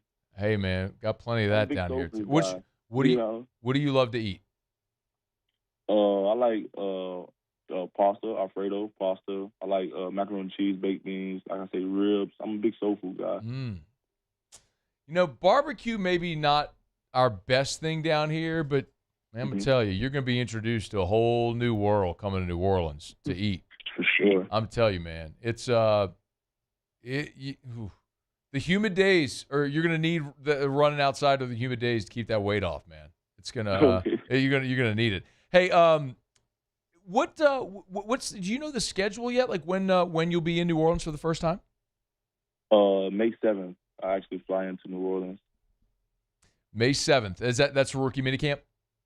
Yes. Okay. May 7th, the journey begins. Hey man, we'll be watching and we'll be pulling for you. Good health and lots of success ahead, man. Thanks for taking a few minutes today, man. Wish you all the best, all right? Thank you, no problem. Yep, it's our pleasure. Jeremiah McClendon, Southern Illinois cornerback, joining the Saints as an undrafted free agent. I always think it's so wild. You're talking to guys who real quick, brought to you by Rouse's. I'll come back to that thought in a second. Brought to you by Rouse's, official supermarket of your New Orleans Saints. Got to get Jeremiah hooked up over at Rouse's. I'll tell you who's got good barbecue. Rouse's got good barbecue. Jeremiah wants good barbecue. You can go get good barbecue at Rouse's. Like my wife, Erica, who doesn't even love barbecue, the brisket at Rouse's, she craves it. I mean, you can get big old trays and platters of it. You can get it individually served for dinner. Oh, so many. I'm getting hungry right now just talking about it. Rouse's, the official supermarket of the Saints. Rouse's.com. They still got hot-boiled Louisiana crawfish every single day. Get it before the season's over. Rouse's.com. Rouse's.com. Rouse's. This feels like home. To finish that thought about Jeremiah, it's so wild to me when you talk about the UDFAs and how quickly that process goes from the end of the draft to making a decision about where you're going to go. And, here you have a guy who has never been to New Orleans, had no contact at all with the Saints throughout this entire process. They didn't work him out, didn't talk to him. We said Miami, Cincinnati. He might have said a couple other teams that had been in contact with him at any point. And then all of a sudden, boom, phone rings. It's New Orleans. You want a job? Yes. All right. We're sending over the paperwork. I mean, it's like that. It's that quick how decisions have to be made. And sometimes it's something completely out of left field. So, I'm always intrigued because every year, without fail, there's always UDFAs that make the roster. Like it is a thing that happens every single year. There are guys that go undrafted that make the team. And so you're always looking, where, and you similarly, you miss on draft picks. It happens to every team every year. So where are those diamonds in the rough, the guys that have enough high of an upside that you can find? The one other angle of this that I think is going to be fascinating to watch is, I don't know if you know this, but the first FCS player taken in the draft was Bryce Lance that the Saints took in round 4. There was not an FCS player that went before round 4.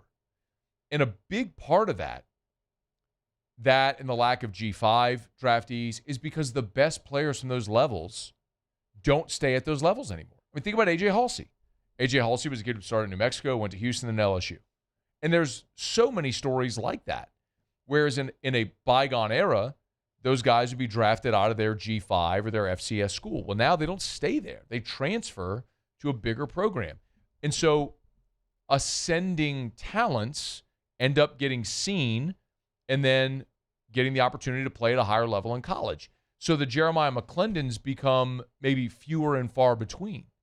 So it's going to be really interesting as we continue to see a sample size grow of years in the draft process to see if guys like that continue making the team, or if it's just a product of all those guys that maybe were NFL players who were sort of stuck, for lack of a better word, at a smaller classification school. Now, because of the portal and NIL, have an opportunity to get to bigger. So, I mean, there were 87 players drafted from the SEC. 87. That's a record.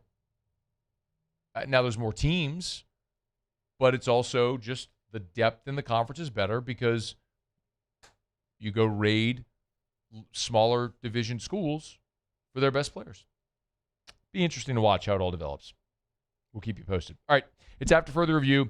Tuesday shows are powered by Sunshine, your hometown John Deere dealer in Louisiana, sunnyquip.com, sunnyquip.com. We'll knock out a break. Oh, by the way, draft in the rearview mirror. We have updated NFL win totals post-draft. We'll tell you what they think about the Saints and an updated point spread for LSU-Ole Miss coming up in September. We'll talk about that when we come back. It's AFR. AFR. We're brought to you by the Watermark and the Renaissance. Watermark Downtown, Renaissance Southtown. Of course, Watermark Baton Rouge's premier hotel property. The original Louisiana National Bank building in downtown Baton Rouge. And yes, it is a gorgeous luxury hotel, part of the Autograph Collection with Marriott Bonvoy. And so if you need a place to stay, have family, clients over coming in from out of town, if maybe you live out of town, you're coming in town for a game, book your room downtown at Watermark Baton Rouge. You'll be glad you did. But remember, it's also an amazing place to host an event. Board meeting, wedding receptions, any type of gala. You have the beautiful historical integrity of that building with all the modern amenities added. I mean, you go down into the basement, like this beautiful marble staircase. They have all the old bank vaults there that they've hollowed out into meeting rooms. It is a gorgeous space. Check it out. It's downtown Baton Rouge. It's Watermark Baton Rouge. Transform your living space with Lacoste & Young Remodeling and take your home from outdated to outstanding. Redefine your kitchen for the ultimate culinary experience, or elevate your daily routine with a spa-worthy bathroom retreat. Our skilled team brings 3D modeling to life to ensure your vision becomes a reality. We believe luxury should be accessible and offer tailored solutions to fit your budget without compromising quality. So contact us today for a free estimate. Lacoste & Young Remodeling, providing perfect solutions for your dream home.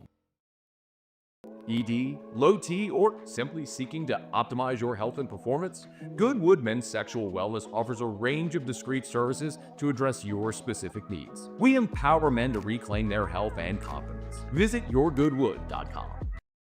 Gulf Coast Bank and Trust is giving our customers the power to bank anywhere, anytime during this challenging event.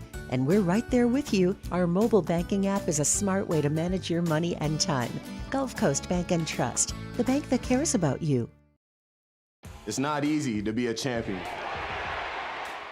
It's built from every swing, pitch, and game all season long. In the grind, the focus, and in the recovery. FMOL Health, Our Lady of the Lake experts provide best-in-class care for our state's world-class athletes. Because it takes a champion to care for champions. I trust the lake to keep me at my best. From championship athletes to everyday champions, trusted care starts here. These are the luckiest ice cubes in the world. They could have been a thankless bed for an all-you-can-eat salad bar. But instead, they've been called upon to cradle and cool a crisp, refreshing Dos Equis. Looks like the lucky just got luckier. Dos Equis. Who bears the standard? Who sets the bar? It's not those satisfied by low-hanging fruit or by taking it easy. Now the standard is set by the best of us, by those who work hard. Dig deeper. Give more. At Sunshine, we're proud to provide John Deere products that work hard for you, the standard bearers. Find the dealer nearest you at sunequip.com. Raising Cane's Texas Toast is a thick slice of bread, garlic butter spread, grilled to golden perfection, and made to order just for you. Because when you make it right, you can taste it in every bite. Raising Cane's Chicken Fingers. One love.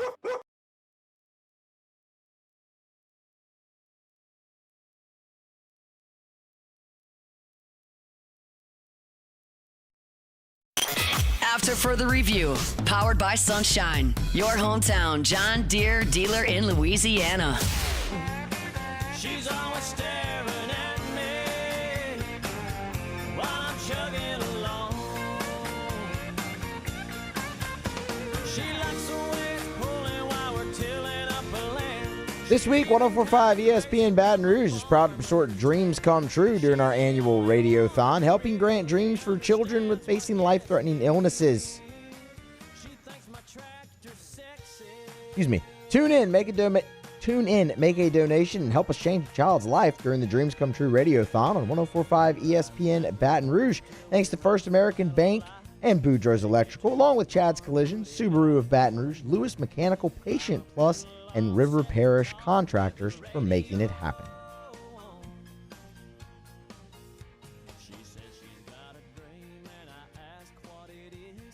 The odds makers have updated the point spread for the LSU-Ole Miss game coming up in September. I know it's a long, long way away, but it's going to be one of the most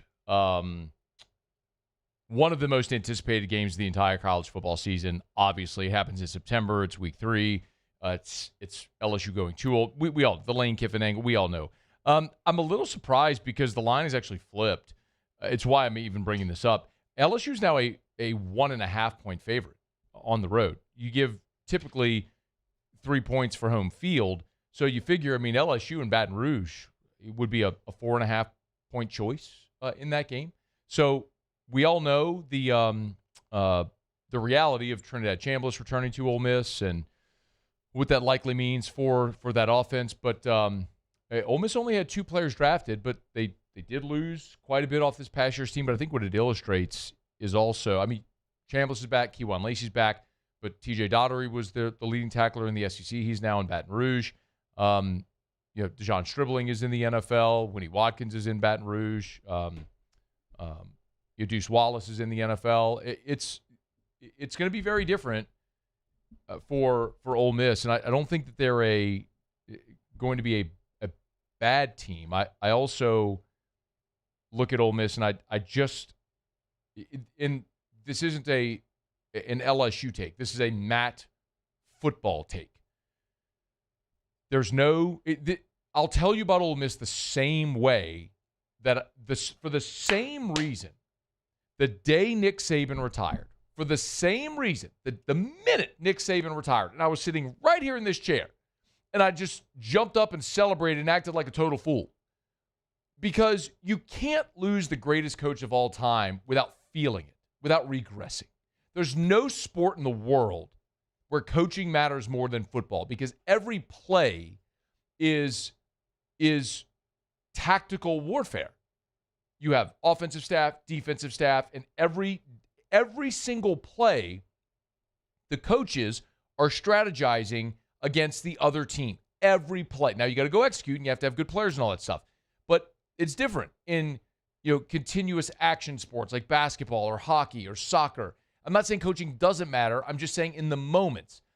In baseball, there's nothing a coach can do to make a pitcher throw the ball over the plate or the hitter to hit a fastball. You can certainly look at scouting and position your defenders or what pitch to throw in a certain count against a hitter. There's that, but football is different. Coaching, there's no sport where coaching matters more. So you take Lane Kiffin and Charlie Weiss and the entire offensive staff away from Trinidad Chambliss and Keywan Lacey, and it is fair to say, are they going to be the same? Probably not. I know you bring in an OC that had been on staff before, but it's the same thing that LSU did when Ed Ogeron went and hired Jake Peetz. Who knows the Joe Brady offense? Jake Peetz does. Put him in there. How did that work? I get it. You didn't have Joe Burrow. You went from Joe Burrow to Max Johnson. Like, giant chasm there. But also, you were a shell of what you were. Which goes to show you, yeah, the players matter a lot. But my goodness, you take Dave Aranda away, and you went from Dave Aranda to Durante Jones, or you went from Dave Aranda to Bo Pelini is actually what you did, and you went from Dave Aranda to the worst defense at that point you'd ever had. Coaching matters. You take Lane Kiffin away from Ole Miss, yeah, Ole Miss is going to be less. They are going to be less than offensively this year than they were a year ago. That is natural to assume. So I'm not terribly surprised to see that line flip and see LSU as a favorite. A long way to go until September. But I think a big part of that also has to be rooted in Sam Leavitt's health. Because if odds makers and bettors are seeing a healthy Sam Leavitt, that does maybe give you more confidence on the LSU side of that. If Sam Leavitt is limited or not up to his max abilities, it changes the entire dynamic. I mean, I can be excited about the progress that we saw from Longstreet and Landon Clark in spring. That doesn't mean I'd be excited about either of those guys starting for LSU this fall, because I would not be. Long term, could those guys become really good major college football players? Sure. They got the ability.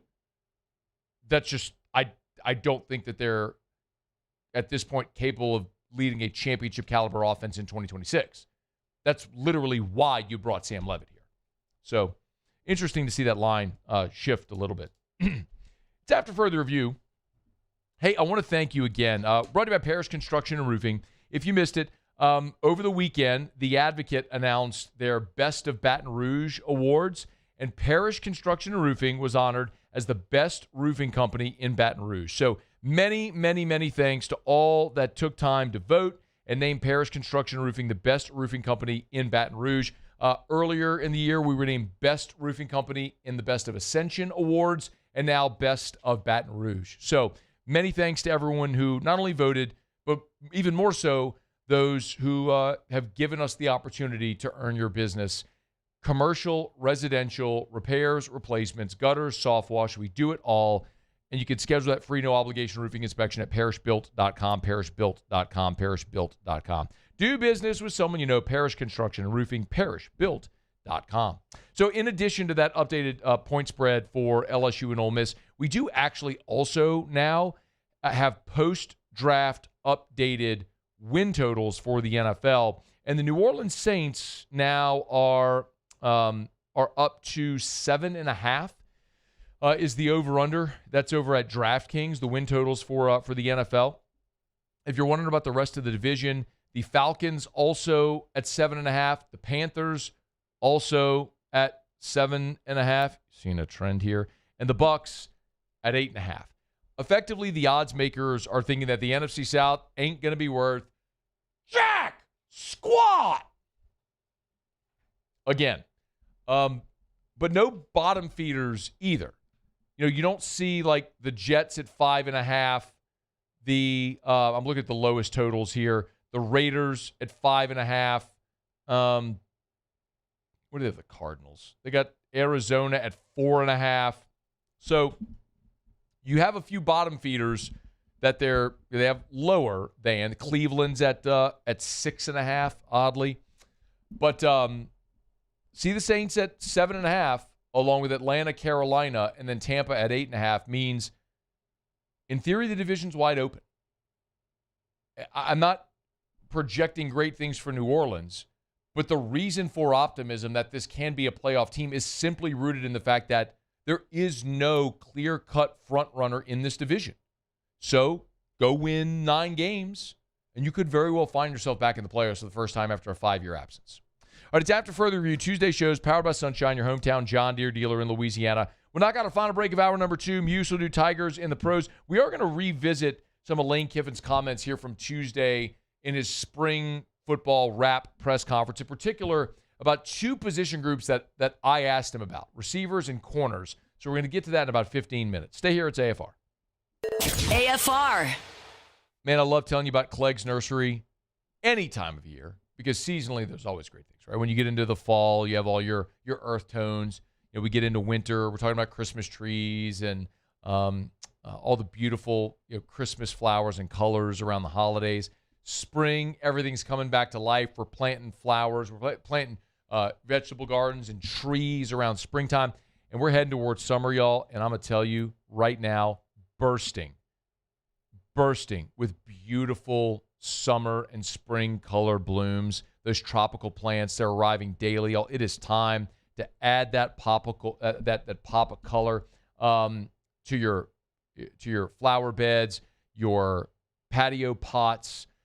You want to beautify that area around your pool. So many great options. Check out the Clegg's Nursery Facebook page. Butterfly bushes are in. They've got beautiful roses. Drift roses are there. Go see them at Clegg's Nursery. Raising Cane's Texas Toast is a thick slice of bread, garlic butter spread, grilled to golden perfection, and made to order just for you. Because when you make it right, you can taste it in every bite. Raising Cane's Chicken Fingers. One love.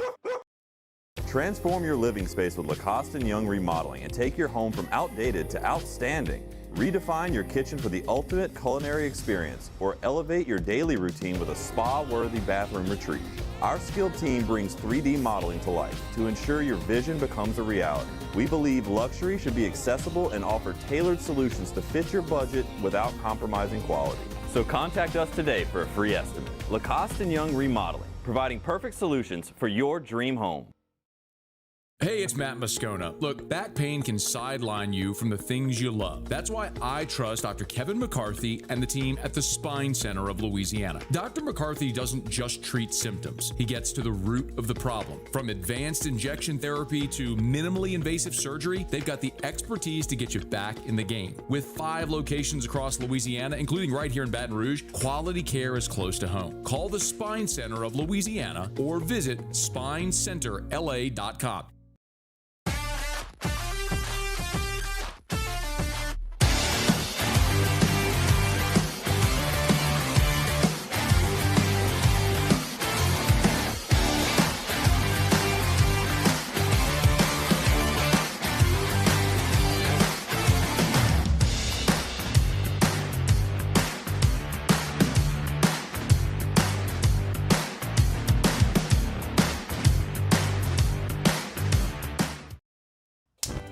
Looking for cleaner energy? Propane is energy for everyone.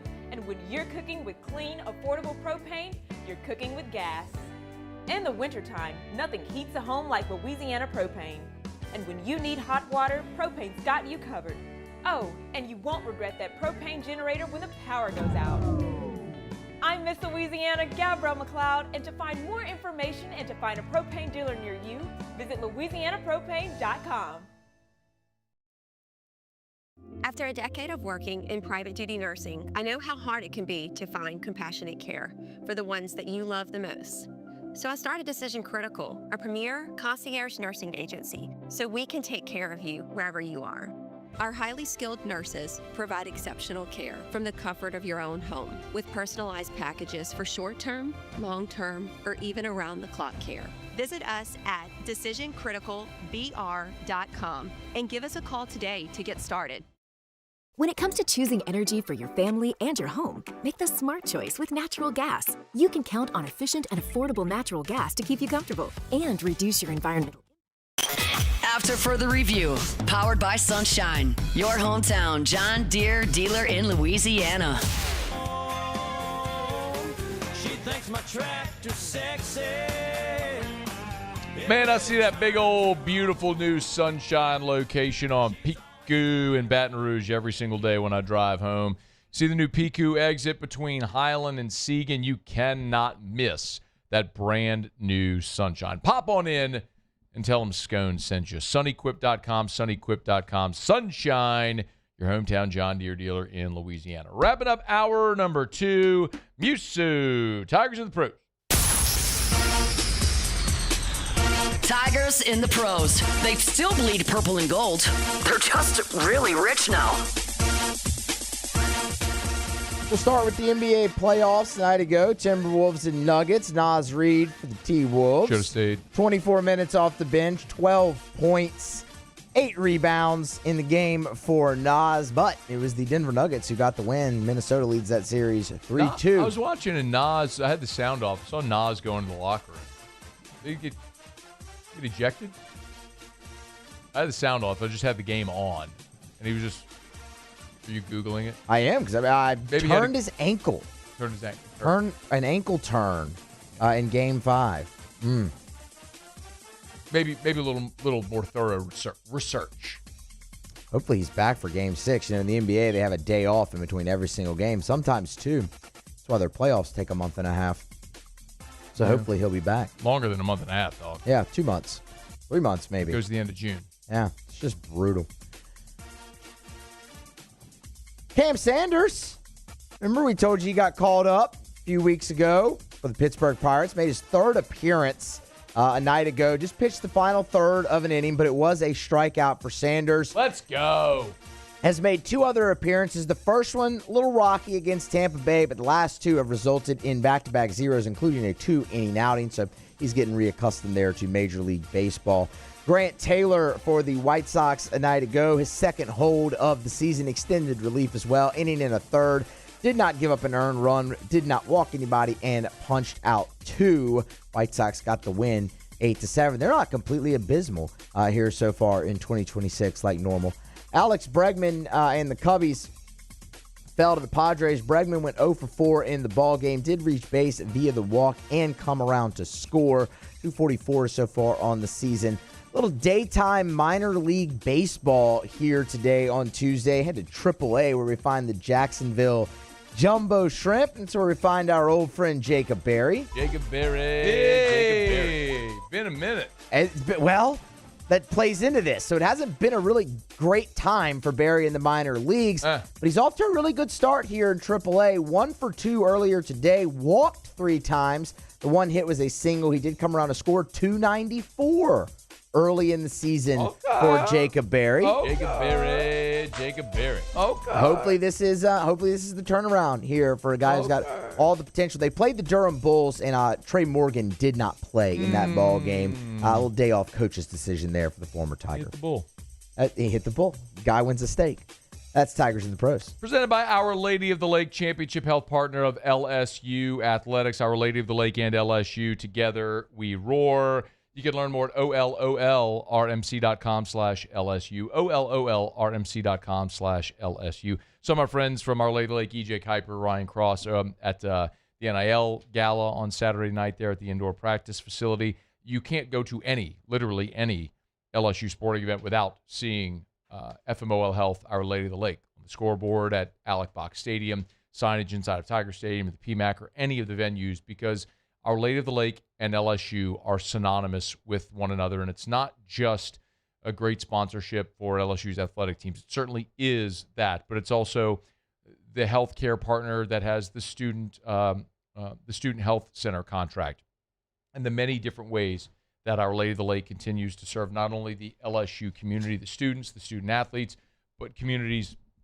all across Louisiana through their hospitals and clinics and their subspecialties. If it's heart, stroke, cancer, pediatrics, they do it all at Our Lady of the Lake.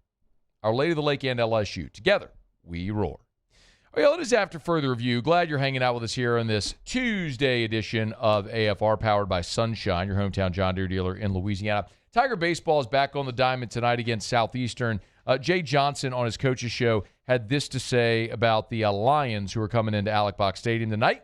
They have a good team. We played them in the fall. It's very tightly contested games. They're a first-place team. They're well-coached. Coach Barbier, from what I remember, they have plenty of good pitching, so they'll have a good shot to prevent runs on the mound, and they're obviously playing really well right now, and they play the game the right way.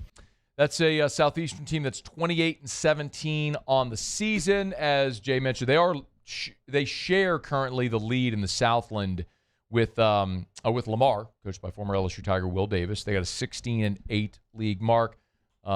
Swept Houston Christian this past weekend in Hammond. Hit 284 as a team, so they can mash it a little bit.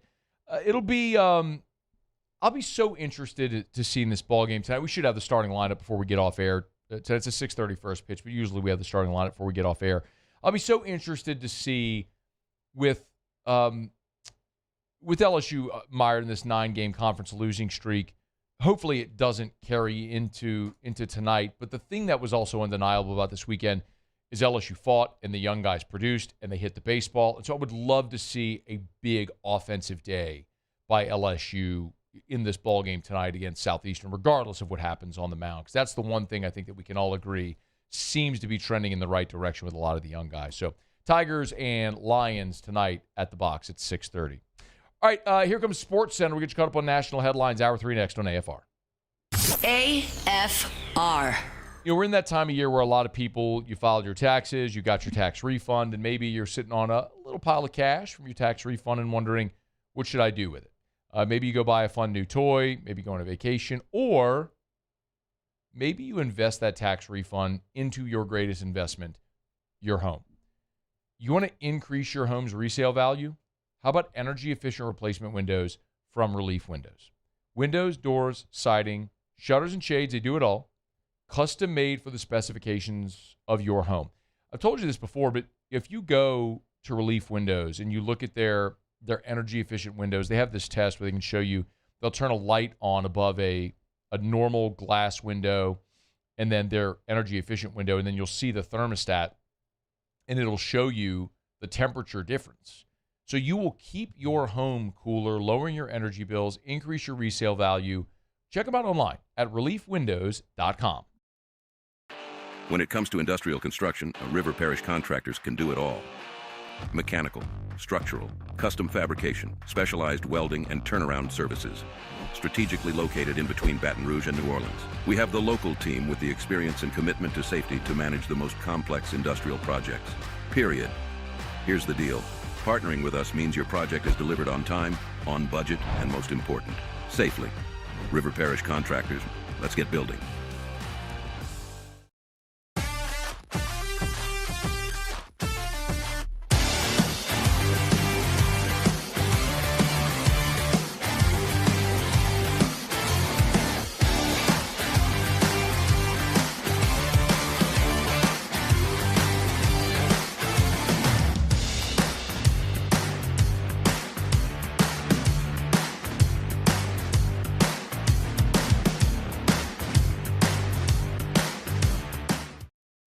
Hi, this is Beth Serena. Welcome to my pool.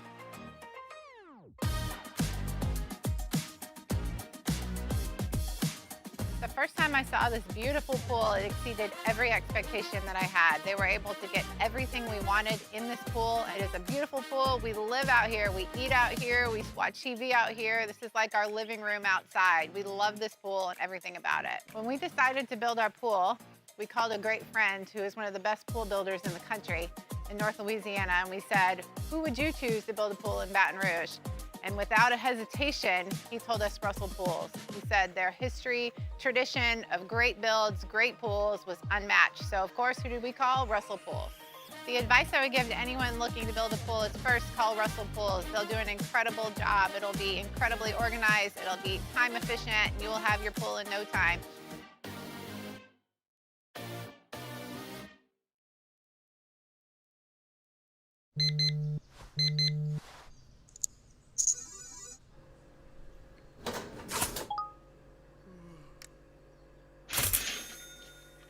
Sometimes you ignore the signs, even when they're right in front of you.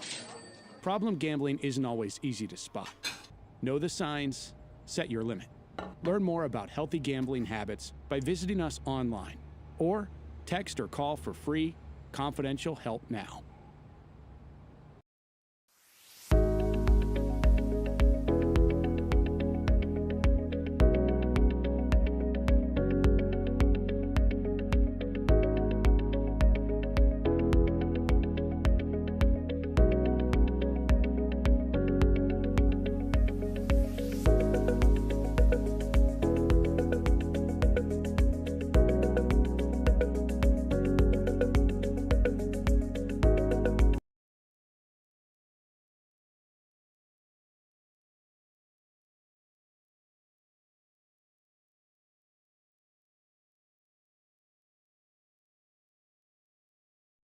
This is SportsCenter.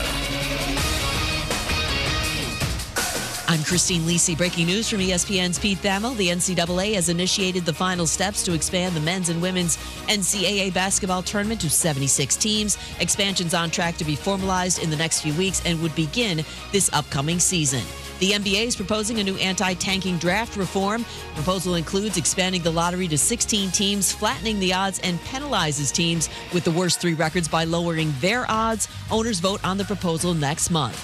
NBA playoffs, first round, Hawks-Knicks, pivotal Game 5 tonight. Karl Anthony Towns helped lead the way in the series tying-winning Game 4, and he's one key for New York tonight. ESPN NBA analyst Michael Wilbon. They're going to have to come to depend quickly and heavily on the guys that they pay to be their stars, and that would be Jalen Brunson and Karl Anthony Towns, for starters. And it doesn't mean that they're not going to get the contributions necessarily from Bridges and Anunoby, and they're going to have to get those contributions as well. Our Michael Wilbon. Hawks-Knicks coverage 7:30 Eastern on ESPN Radio. ESPN Radio is presented by Progressive Insurance. Progressive Commercial Insurance can protect your small business with over 30 coverage options, an easy-to-use mobile app, personalized discounts, and more. Get a quote in as little as 8 minutes at progressivecommercial.com. Discounts and coverage selections not available in all states or situations. Matt Moscona. I'm very important. After further review. Say it one more time. After further review with Matt Moscona. And here we go. Live from the Raising Cane studio. Let's ride!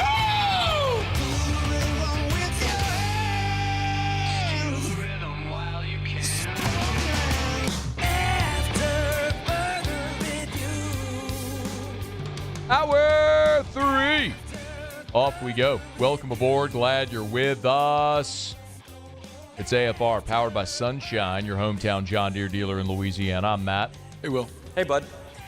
Paul O'Neill. They're chanting Paul O'Neill's name.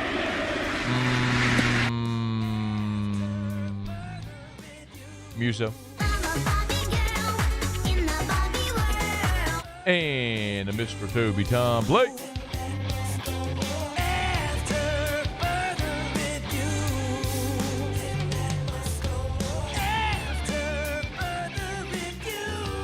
All right, we're here. Glad you are as well. 5 o'clock, quitting time. Glad you are driving home with us. A Tiger baseball takes on Southeastern. We'll get you lined up before we get out of here. Jimmy will be along for Otterlocks in just a smidge. A lot to do. Glad you're hanging out. Remember, you can always email us, tweet us, or text 225-396-4400, 396-4400, 396-4400, or you can always text the station line at 499-1045. That's 225-499-1045, where you can text any of our shows, 225-499-1045. And I should also mention that if you text LSN to that number, 225-499-1045, you can opt in to get breaking news updates via text from LSN on your phone. So that's LouisianaSports.net if you're not familiar. So it's all there for you. It's free, always. Lane Kiffin met with reporters Tuesday. This was the post-spring practice wrap-up press conference.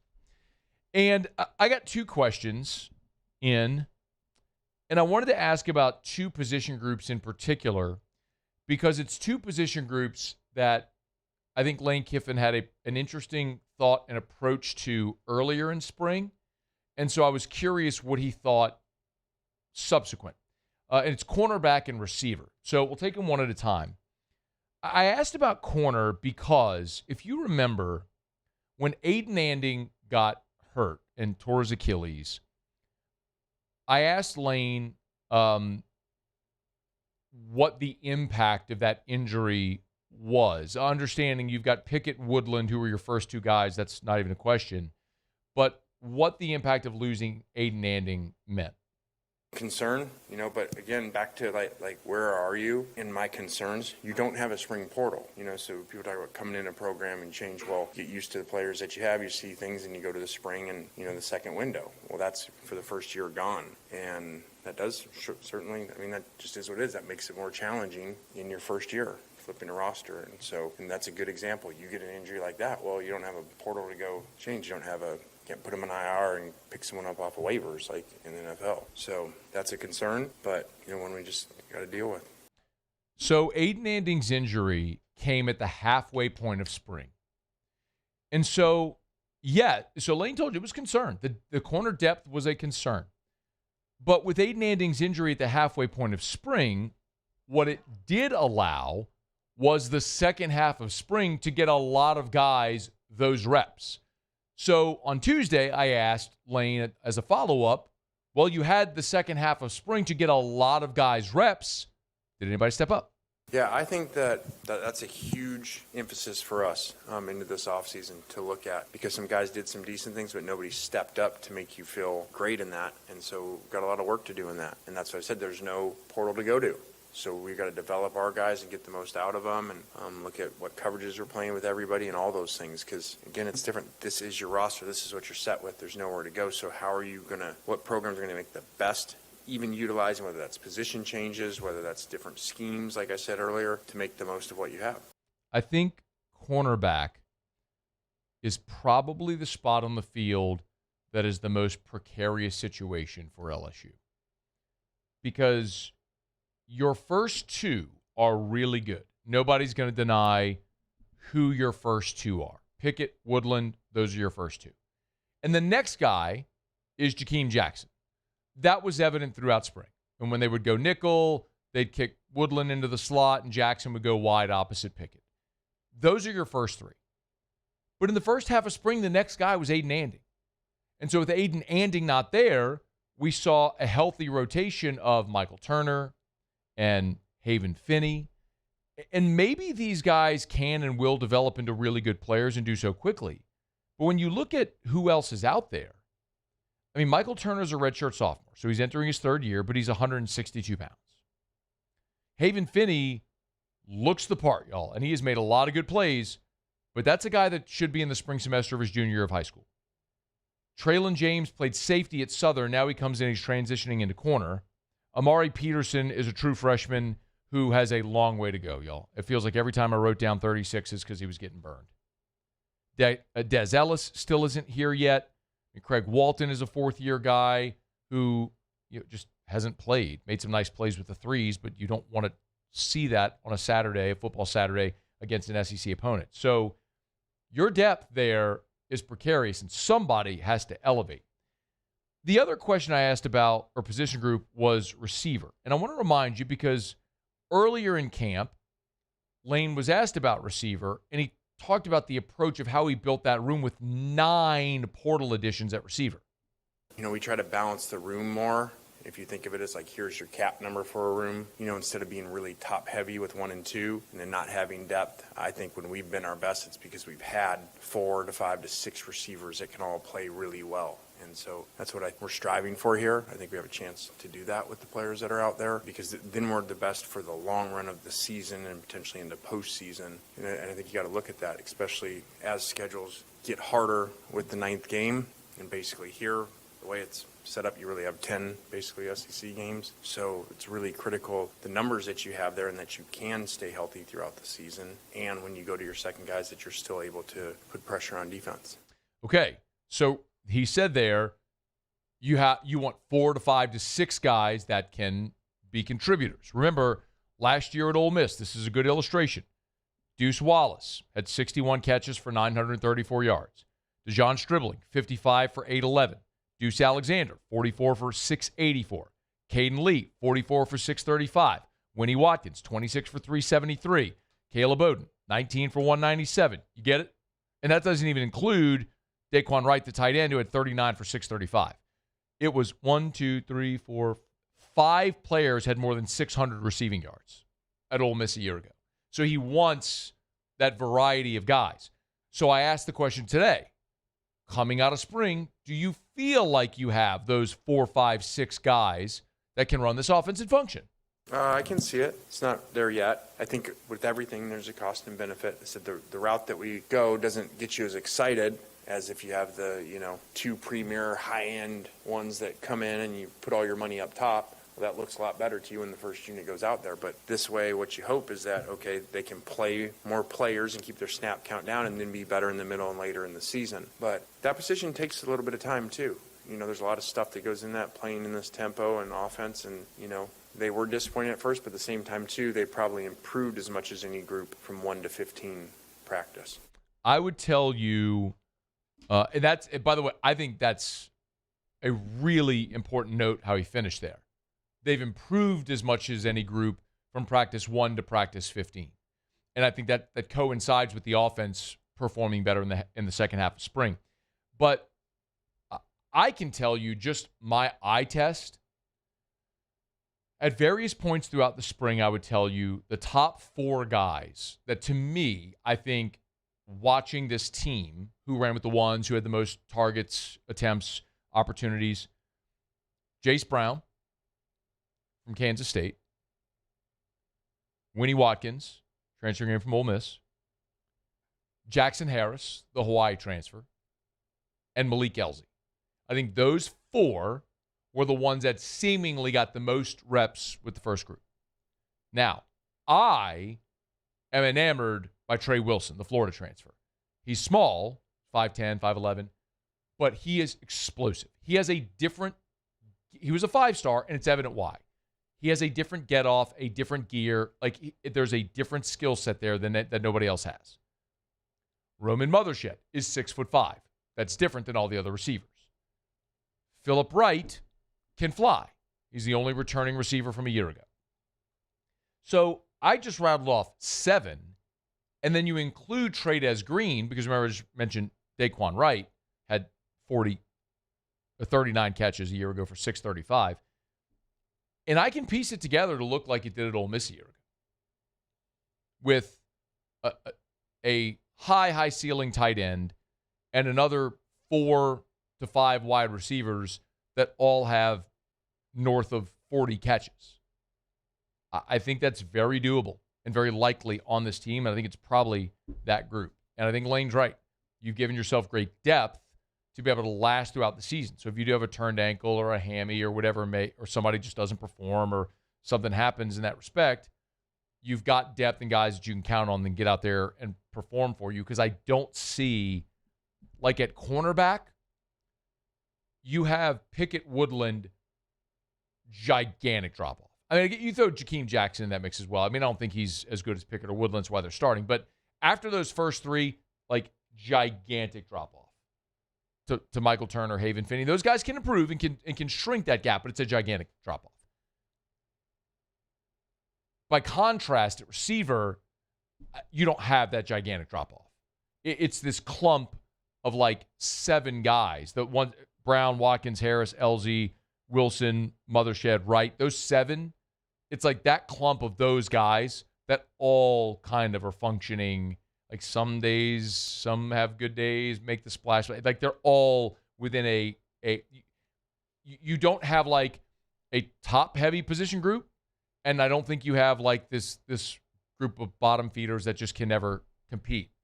It's like you have the entire clump. Think of it like a conference where everybody is just, nobody's great, nobody's awful, everybody's really good, just kind of clumped in the middle. Be interesting to see how they emerge when they start playing games. Really good stuff today from Lane. I enjoyed listening to his post-spring recap. Hey, we're brought to you by Parish Restoration, parishrestoration.com. I was thinking about this on Saturday. I told you I was at the NIL Gala, and they have roll-up doors on the indoor facility, the big roll-up garage doors. And so naturally when you roll the doors up, it's hot and humid, and then you put them down, you turn on the AC, well, then it's cool, and so you have condensation, and that can be a breeding ground for mold. I'm not suggesting they have mold at the indoor. I don't know if they do. It's just a reminder that sometimes where you leave a door open and it creates condensation around your air vents, that moisture can be a breeding ground for mold. It's why Louisiana is the mold capital of the world, because it's humid and wet. So if you have mold or think you might, Parish Restoration can help. Go to parishrestoration.com, parishrestoration.com. One more time, parishrestoration.com. Fill out the form on the homepage. They'll come give you that inspection, give you an estimate of what it'll cost to knock out that mold or other harmful pathogens. It's parishrestoration.com, parishrestoration.com. parishrestoration.com. Mold remediation done right the first time. parishrestoration.com. All right, y'all, it's AFR, presented by Sunshine, your hometown John Deere dealer in Louisiana. As soon as the lineup's posted for LSU and Southeastern, we'll get to it. It's about 15 minutes away from right now. Jimmy will be here for Otterlocks. How about a 4-0 night for the Ottfather last night? Some guy in Morning Scone today told me he parlayed the picks. It came back like at plus 1147. Always risky, but man, when it hits, that's a sweet night.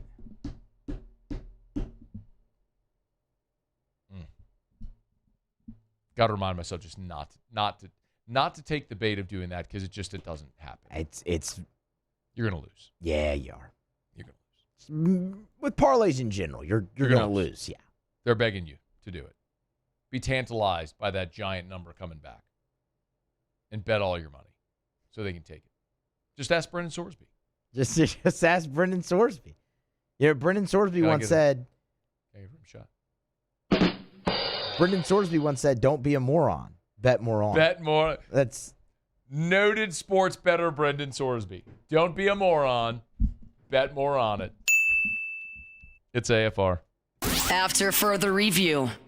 I just got done telling you about heat and humidity and all that stuff. Man, if you have not yet called our friends at River City's 1 Hour Air, what are you doing? 752-0001, 752-0001. How many times can I scream this from the mountaintops? Let me let Alex Fontenot scream it. Josh, the technician, 5-star Google review. Josh was very kind and helpful. He took his time to explain everything, made sure we were satisfied with the work before handing us the final invoice. Always goes that way at River City's 1 Hour Air. You never have to worry, man, am I being upcharged or oversold? No, because they're actually going to sit down with you and give you a good, better, and best option. You decide what's best for you. Like, do you want to service something, maintenance? Do you want to replace something? Like, they're going to tell you all your options, and you decide what you think is best. It's River City's 1 Hour Air. Get your preseason AC tune-up done. 752-0001. Mention the Moscona special. Save $30. 752-0001. It's not easy to be a champion. It's built from every swing, pitch, and game all season long. In the grind, the focus, and in the recovery.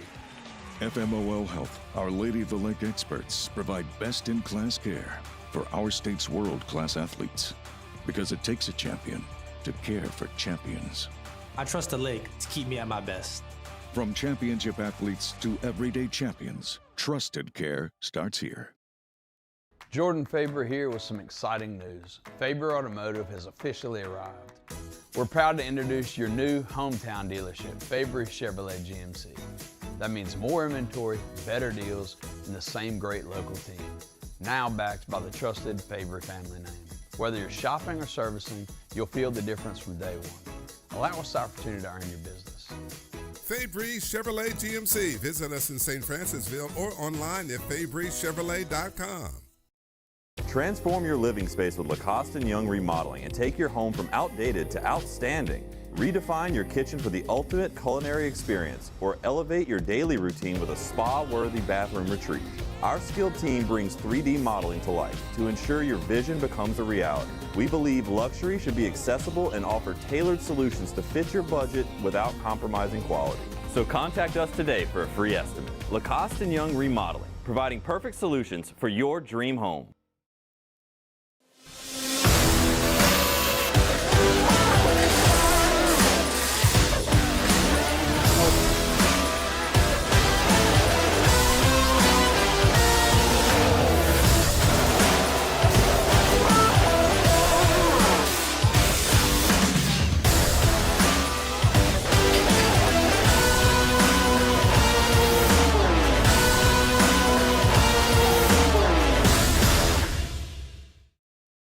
Hey, it's Matt Moscona. Look, back pain can sideline you from the things you love. That's why I trust Dr. Kevin McCarthy and the team at the Spine Center of Louisiana. Dr. McCarthy doesn't just treat symptoms. He gets to the root of the problem. From advanced injection therapy to minimally invasive surgery, they've got the expertise to get you back in the game. With 5 locations across Louisiana, including right here in Baton Rouge, quality care is close to home. Call the Spine Center of Louisiana or visit spinela.com and tell them Matt sent you.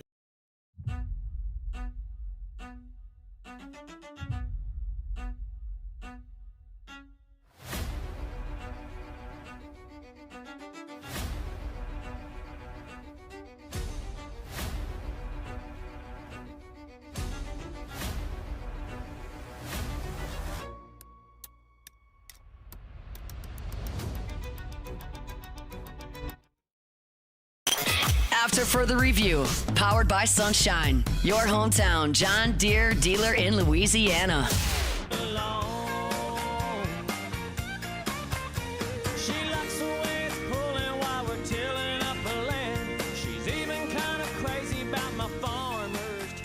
Spring is here, and that means it's time for a little cha-ching.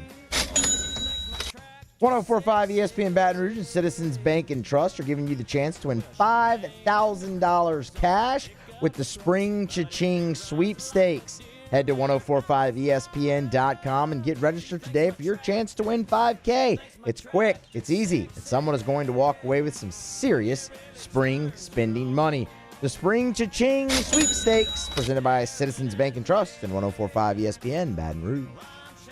Baltimore Ravens have signed, this is official now, they've signed former Vanderbilt quarterback Diego Pavia.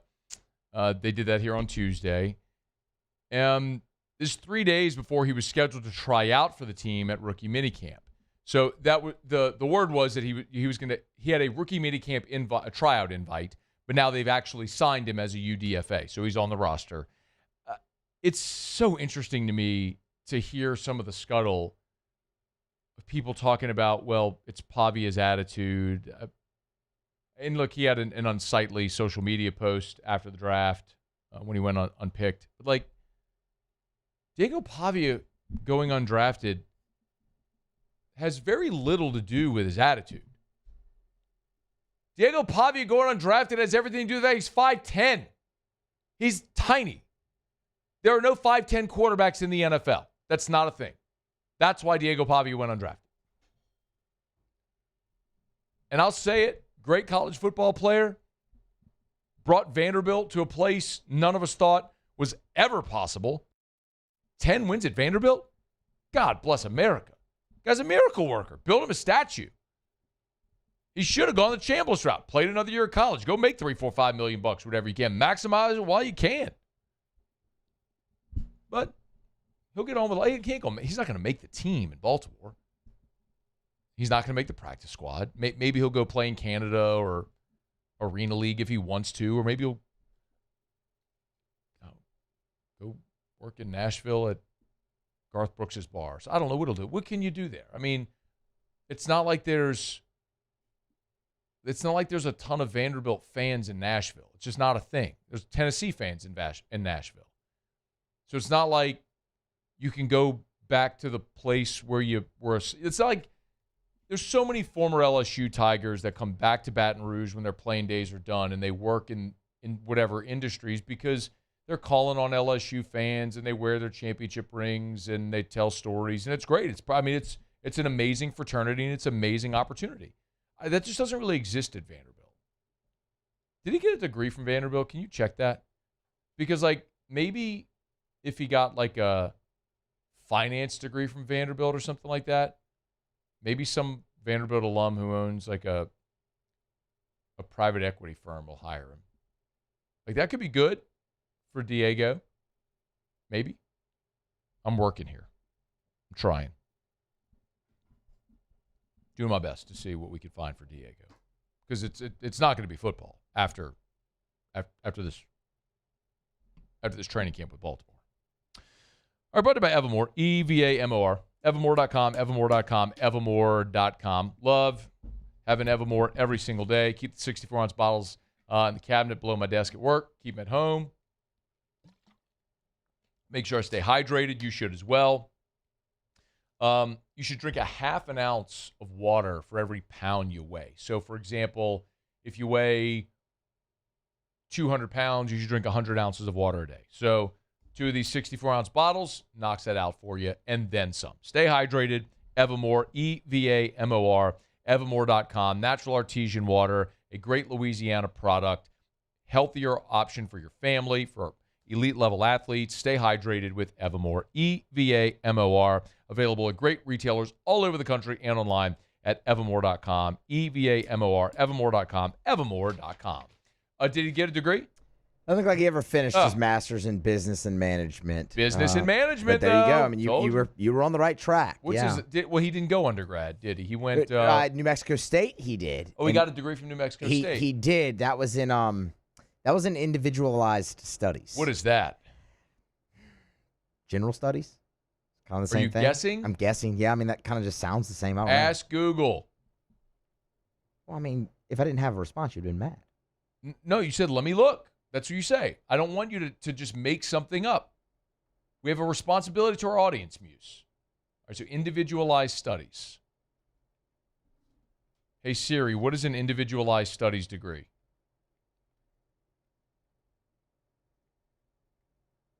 An individualized studies degree is a degree program in which students can design their own curriculum based on their unique interests, goals, and career aspirations.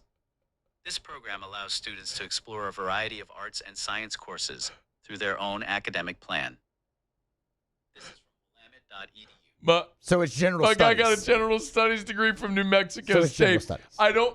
I don't think my guy is going to be using that. What's it called? Individualized? Individualized studies. I'm not gonna lie, that does sound a little bit better than general studies. It's a polysyllabic term. Individualized, 6 syllables. General is 3. It's double the amount of syllables. I mean, look, that tells you right there. It's more sophisticated. I mean, 6 syllables is more than 3. Math. He didn't get a math degree. No. But he probably took some math in his individualized studies curriculum. Might have done that. Yeah. Might have been a prerequisite to graduate. I think so. And then he was going after the and so he didn't get the master's from Vanderbilt. No, business and management. He was there for 2 years. 2 years. Right? 2 years at Vanderbilt. He had an opportunity to get a master's from Vanderbilt, and he didn't get it. Like that, if I'm pissed at Diego Pavia for anything, it's that. It's not the attitude. It's not, cursing out the Heisman voters or the NFL for not drafting him, because we all want that guy on our team. Just be honest. Like, you want that. He's the guy that when he plays in the other team, you hate him, but when he's on your team, you love him. So I'm not mad at Diego Pavia for any of that. I'm mad at Diego Pavia for having an opportunity to get a master's in, what was it again? A business and management. A master's in business and management from Vanderbilt, and he didn't get it. But then again, just winning at Vanderbilt probably helps get with a lot of the Vanderbilt alums, Hey, come on, Diego. If there are Vanderbilt alums that actually care about football. I don't know if there are. Are there? You know any? I mean, the visual of their stadium on game day would tell you no. Oh, it's beautiful. Well, yeah, but I mean, the it's renovations also are gorgeous. Going there this year for that game, the renovations of Vanderbilt Stadium are spectacular. Basically what they did in one corner of the end zone is like what Mississippi State did with the left field lounge. They have condos built in the corner. For what it is, a little 40,000 seat stadium or whatever it is, they did an incredible job with it. I didn't mean in that way. I just meant that it's still like 65, 70% visiting fans there on game day. It wasn't when LSU was there. Was it not? No. Okay. I couldn't really tell on TV, so I mean I wouldn't. It was a good LSU crowd, but I wouldn't say it was 65, 70%. Okay, well there you go. That's improvement then from the Vandy fans and the alum. That's good. Win 10 games, it helps. Yeah. All right, it's after further review. The LSU Tigers play baseball tonight. Whenever that lineup's posted, we'll get to it in just a smidge. Tyrie Wilson met with reporters in New Orleans earlier today. It was so interesting. This, by the way, is the former 7th overall pick of the Raiders out of Texas Tech. He spent 3 years there. He's been a productive player. We talked about him on Monday. And I love this for New Orleans because you gave up a 5th-round pick. You gave up a 5th-round pick for a guy that's been in the league 3 years and has been a productive player. He hasn't matched the production of what you would expect from the 7th overall pick, but you didn't have to give up the 7th overall pick. You gave up a 5 for a guy still in his mid-20s, who's 25 years old, who has been a productive player for 3 years, who's been available. He's missed 1 game in 3 seasons. He's been good against the run. Okay pass rusher. 4.5 sacks. He's had 12 sacks over 3 seasons. So, talking about a guy now who you're bringing in. If he just matches that productivity as a rotational guy, great. If he realizes closer to the potential of the 7th overall pick, even better. But one of the things Wilson did talk about was the pressure he acknowledged the pressure associated with being a top 10 pick. It's a blessing to be a high first-round pick, early pick, but you're always going to have the label. You always going to they look at you as the franchise guy, and they, on the outside looking in, the fans want you ready, immediately, like the first day you step on the field. But it always don't work out that way. Everybody's timetable in the NFL is different. But I'm glad I'm here. I'm glad for the fresh start, and I'm ready to dominate on the field. We had the conversation similar to Chase Young.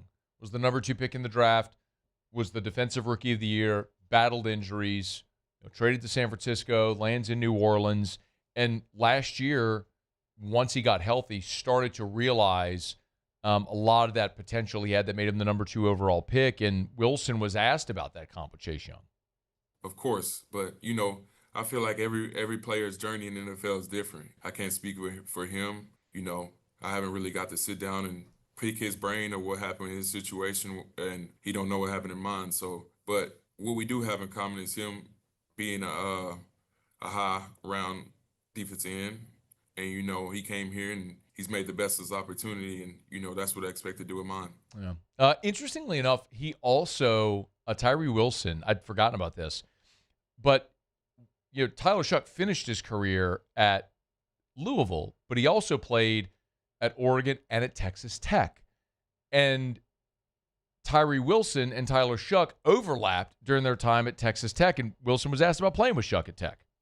Man, me and Tyler, we both transferred to Texas Tech, and, I feel like we both left that place better than when we found it. And to be able to team up with him, he's a dog. He's a smart football player, always going to, come in here and work hard. And I feel like that's the same thing with me. So I feel like that's why we get along with each other, and I'm ready to be his teammate.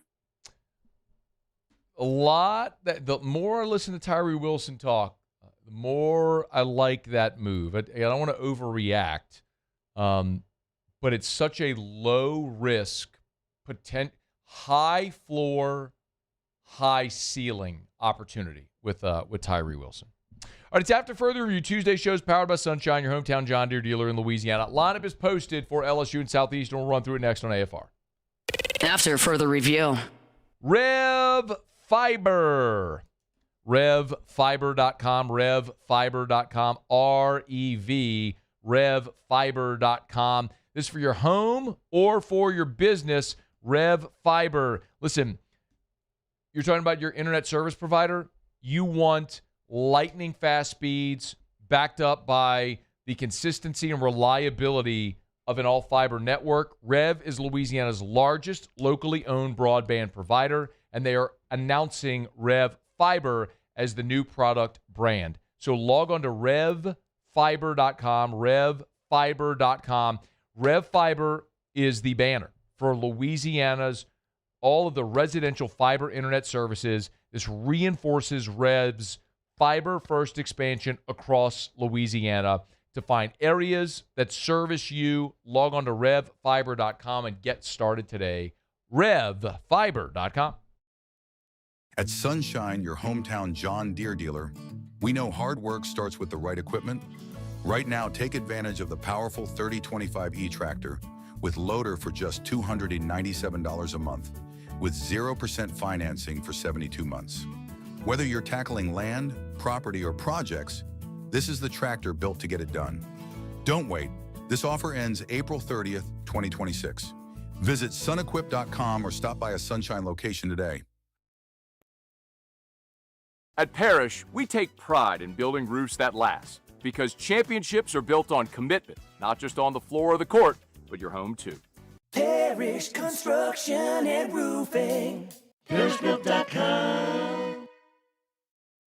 Gulf Coast Bank and Trust is giving our customers the power to bank anywhere, anytime during this challenging event. And we're right there with you. Our mobile banking app is a smart way to manage your money and time.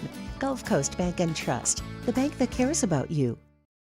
If your office is experiencing performance issues like slow networks, jammed printers, or disappearing files, Advanced Office Systems may be right for you. With powerful IT solutions, print management, document imaging, and security systems, they help offices regain confidence naturally. Side effects may include uncontrollable efficiency, smoother workflows, and a sudden burst of office joy. Say goodbye to those emotional breakdowns in the supply closet and get back on track with Advanced Office Systems.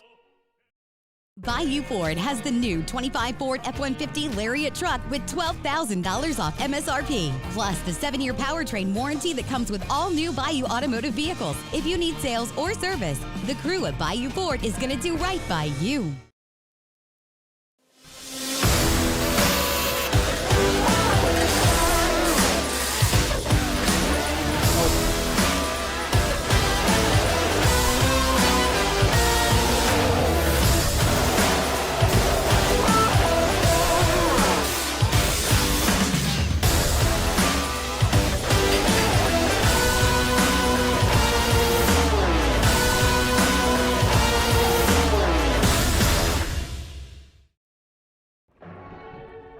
These are the luckiest ice cubes in the world.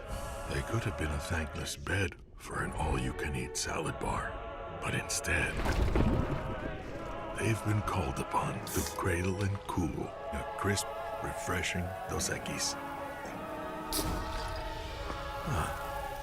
Looks like the lucky just got luckier. Dos Equis. Looking for the ultimate game day experience? Come to the Queen Casino in Baton Rouge. Savor game day platters and snacks, plus drink specials at 17. After further review, powered by Sunshine, your hometown John Deere dealer in Louisiana. We're tilling up her land. She's even kind of crazy about my farmer's tan. She's the only one who really understands what gets me. She thinks my tractor's sexy. She thinks my tractor's sexy. I love Garth Brooks. Me too. Love him. When he dropped this song all those years ago. No. It Don't do that. What? It's not Garth Brooks. And you know it's not Garth. Don't do that. That's not okay. I don't get it. That is not Garth Brooks. What's not okay? What? How could you do that to Garth? What do you mean? It's just not a song, man. Hang on, I got to text somebody. Okay. It's Duggar. Hey! How's Duggar doing? Awesome. Saw Duggar on Sunday. Love that. Duggar on the call tonight? Or is Hunt on the call again tonight? I don't know. You don't know? But he was asking about Miracle League. Drew does Miracle League on Tuesday nights. And Duggar wants to come watch Drew play Miracle League. And I really need Duggar to know, if you're coming to watch Drew play Miracle League, what you're coming to do is watch Drew just walk aimlessly around the outfield and kid just lay down on the ground and have really no semblance of baseball whatsoever. But they love it, which is the point. But this is not baseball. No. But in some instances, might be more entertaining than watching LSU on a 9-game SEC losing streak. You know, I was trying to find a way to say it, and you did. That's so thank you. Here. Yeah. The Mike the Tiger came out a few weeks ago, and to Miracle League you're talking to about. Miracle League. Okay, yeah. Mike, shout out. There's always buddies come out there and then volunteers. So a lot of the LSU programs do come out often. We've seen baseball and volleyball and tennis and track that come out. And Mike the Tiger came out a few weeks ago, and he being the playful, not the real tiger in the habitat, not him. That'd be awesome. Yeah, they never. He doesn't leave, and they don't make him leave. You know my strongly held feeling there. He lives a great life. Put his ass in that cage 7 times a year and take a lap. That's all. That's your prerequisite to live this great life, where you don't have to worry about predators or finding your own food. You have a dentist. The tiger has a dentist. Like, put his ass in the cage 7 times a year and take a lap. I've been saying it for years, but I get the animal rights people coming after me. Save it. Don't send me your angry emails. I'm deleting them right away, you losers. So the costumed Mike comes out there. Right. And, he likes to have a lot of fun. He's jovial. There's he's on the ground crawling after a ball that's hit toward the third baseline, and some little girl runs up to him and just jumps on his back to ride him like a pony. It was hilarious. I mean, it is just awesome. It is just chaos. I love that just chaos. so much. It was so good. I think I might have a video of that, actually. That's so good. It is so good. That's so good. I mean, this little girl who was just wee bitty just jumped on his back, like straddling a horse. It was hilarious. Oh, man. All right, it's after further review. Okay, I'll get to the starting lineup here in a second. Quick reminder, 2 things. I tell you about Supper Club every day. Tuesday, they're open. So I talked to Chef Layton yesterday. Been telling you about the Kobe beef. It's more than half gone. It'll be gone by the end of the week. So if you're thinking this weekend, maybe you're lucky and get some this weekend, but that's a stretch. It certainly won't be there next week. If you want to try the authentic Japanese Kobe beef from Japan that they have at Supper Club, get by. When it's gone, it's gone. It's not like something they just reorder and get in regularly. It's just whenever they can get it, they get it. And they've had it like twice in the entire time since they've been open. So they have it now. So if you want to try authentic Japanese Kobe beef, you can right now at Supper Club. The other thing Chef Layton texted me about earlier today, they are opening for Mother's Day. So they are not usually open on Sunday. They are going to open for Mother's Day, 11 to 3, regular menu. Call the restaurant or go to Open Table for your reservation. Limited spots available. Again, Supper Club is this, by the way, is the first public announcement anywhere that Supper Club is open on Mother's Day. So you have a shot to get if you've not gotten a reservation yet for Mom, run right now. Go to Open Table or call Supper Club and get your reservation for Mother's Day. Again, open 11 to 3. So Supper Club, supperclubbtr.com, supperclubbtr.com. Okay, lineup is posted. LSU-Southeastern. Kind of what we expected here. Similar to how they finished the weekend. Braun is going to lead off. He's going to play in right today, however. Cerna is going to bat second in DH. Curiel in center will bat third. Aaron Beatty will catch and bat fourth. Milam at short will bat fifth. York gets the start at first and will bat sixth. That, of course, is in part because Braun is playing right field, because Ruckert at second, Patrick in left, and then Reeves will play third and bat ninth. So Braun, Cerna, Curiel, Aaron Beatty, Milam, York, Ruckert, Patrick, Reeves. Now, the reason, obviously, that you're seeing Reeves at third and Braun in right is because of the injuries to Stanfield and Pearson, which Jay Johnson talked about on his coach's show Monday. With Chris and John, they both hurt their hamstrings, running down the line on Friday in the game. I think John's is a little more severe than Chris's. Talking to Isaac today, he did feel like they both made a lot of progress between yesterday and today, and we're in there getting treatment. So I'm optimistic on those guys, but I don't have any clarity of whether they're going to be able to play this weekend or not. You'd love to have those guys this weekend, because if we're not naming names here, but if we're being honest, it's really been a struggle for Tanner Reeves during his time at LSU, and I would much rather have John Pearson at third base. York is going to get the start today at first, and obviously if Stanfield is back, that could put Stanfield in left and would move Patrick to right, and then Braun would go back to first base. Cerna and Aaron Beatty can platoon catcher DH, whichever way they go based on whoever's pitching. So you'd have those options, but you'd really love to have both Pearson and Stanfield available this weekend. You're better with those guys in the lineup than with Reeves and York. So here's hoping.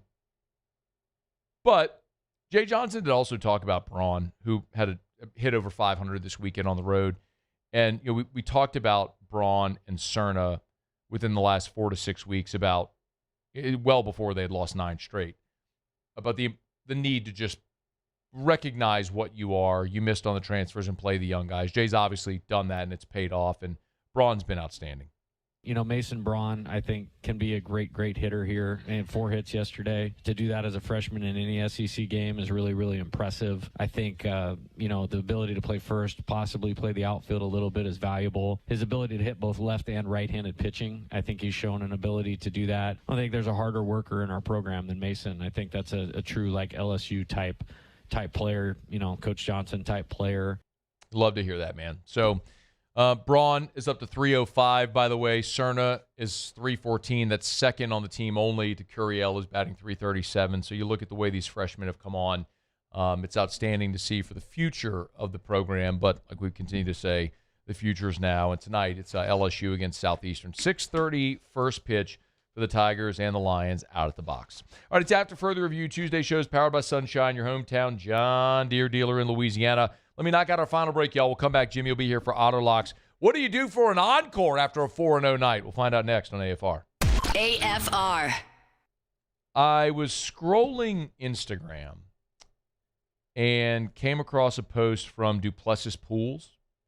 And my goodness, they update a lot of their builds and their digs that are going on. And my goodness, they have some gorgeous pools being built right now. This is the Ryland family in Gonzales.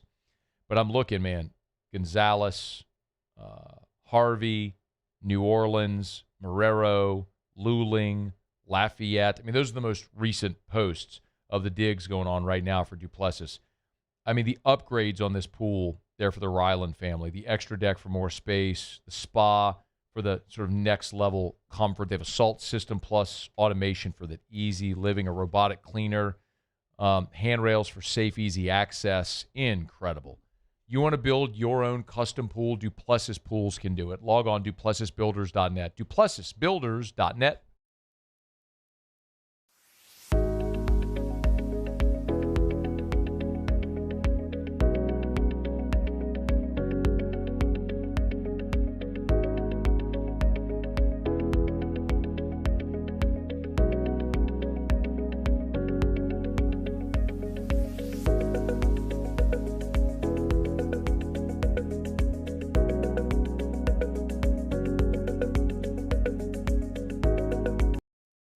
It's not easy to be a champion. It's built from every swing, pitch, and game all season long. In the grind, the focus, and in the recovery. FMOL Health, Our Lady of the Lake experts provide best-in-class care for our state's world-class athletes. Because it takes a champion to care for champions. I trust the lake to keep me at my best. From championship athletes to everyday champions, trusted care starts here. Hi, this is Beth Tarina. Welcome to my pool.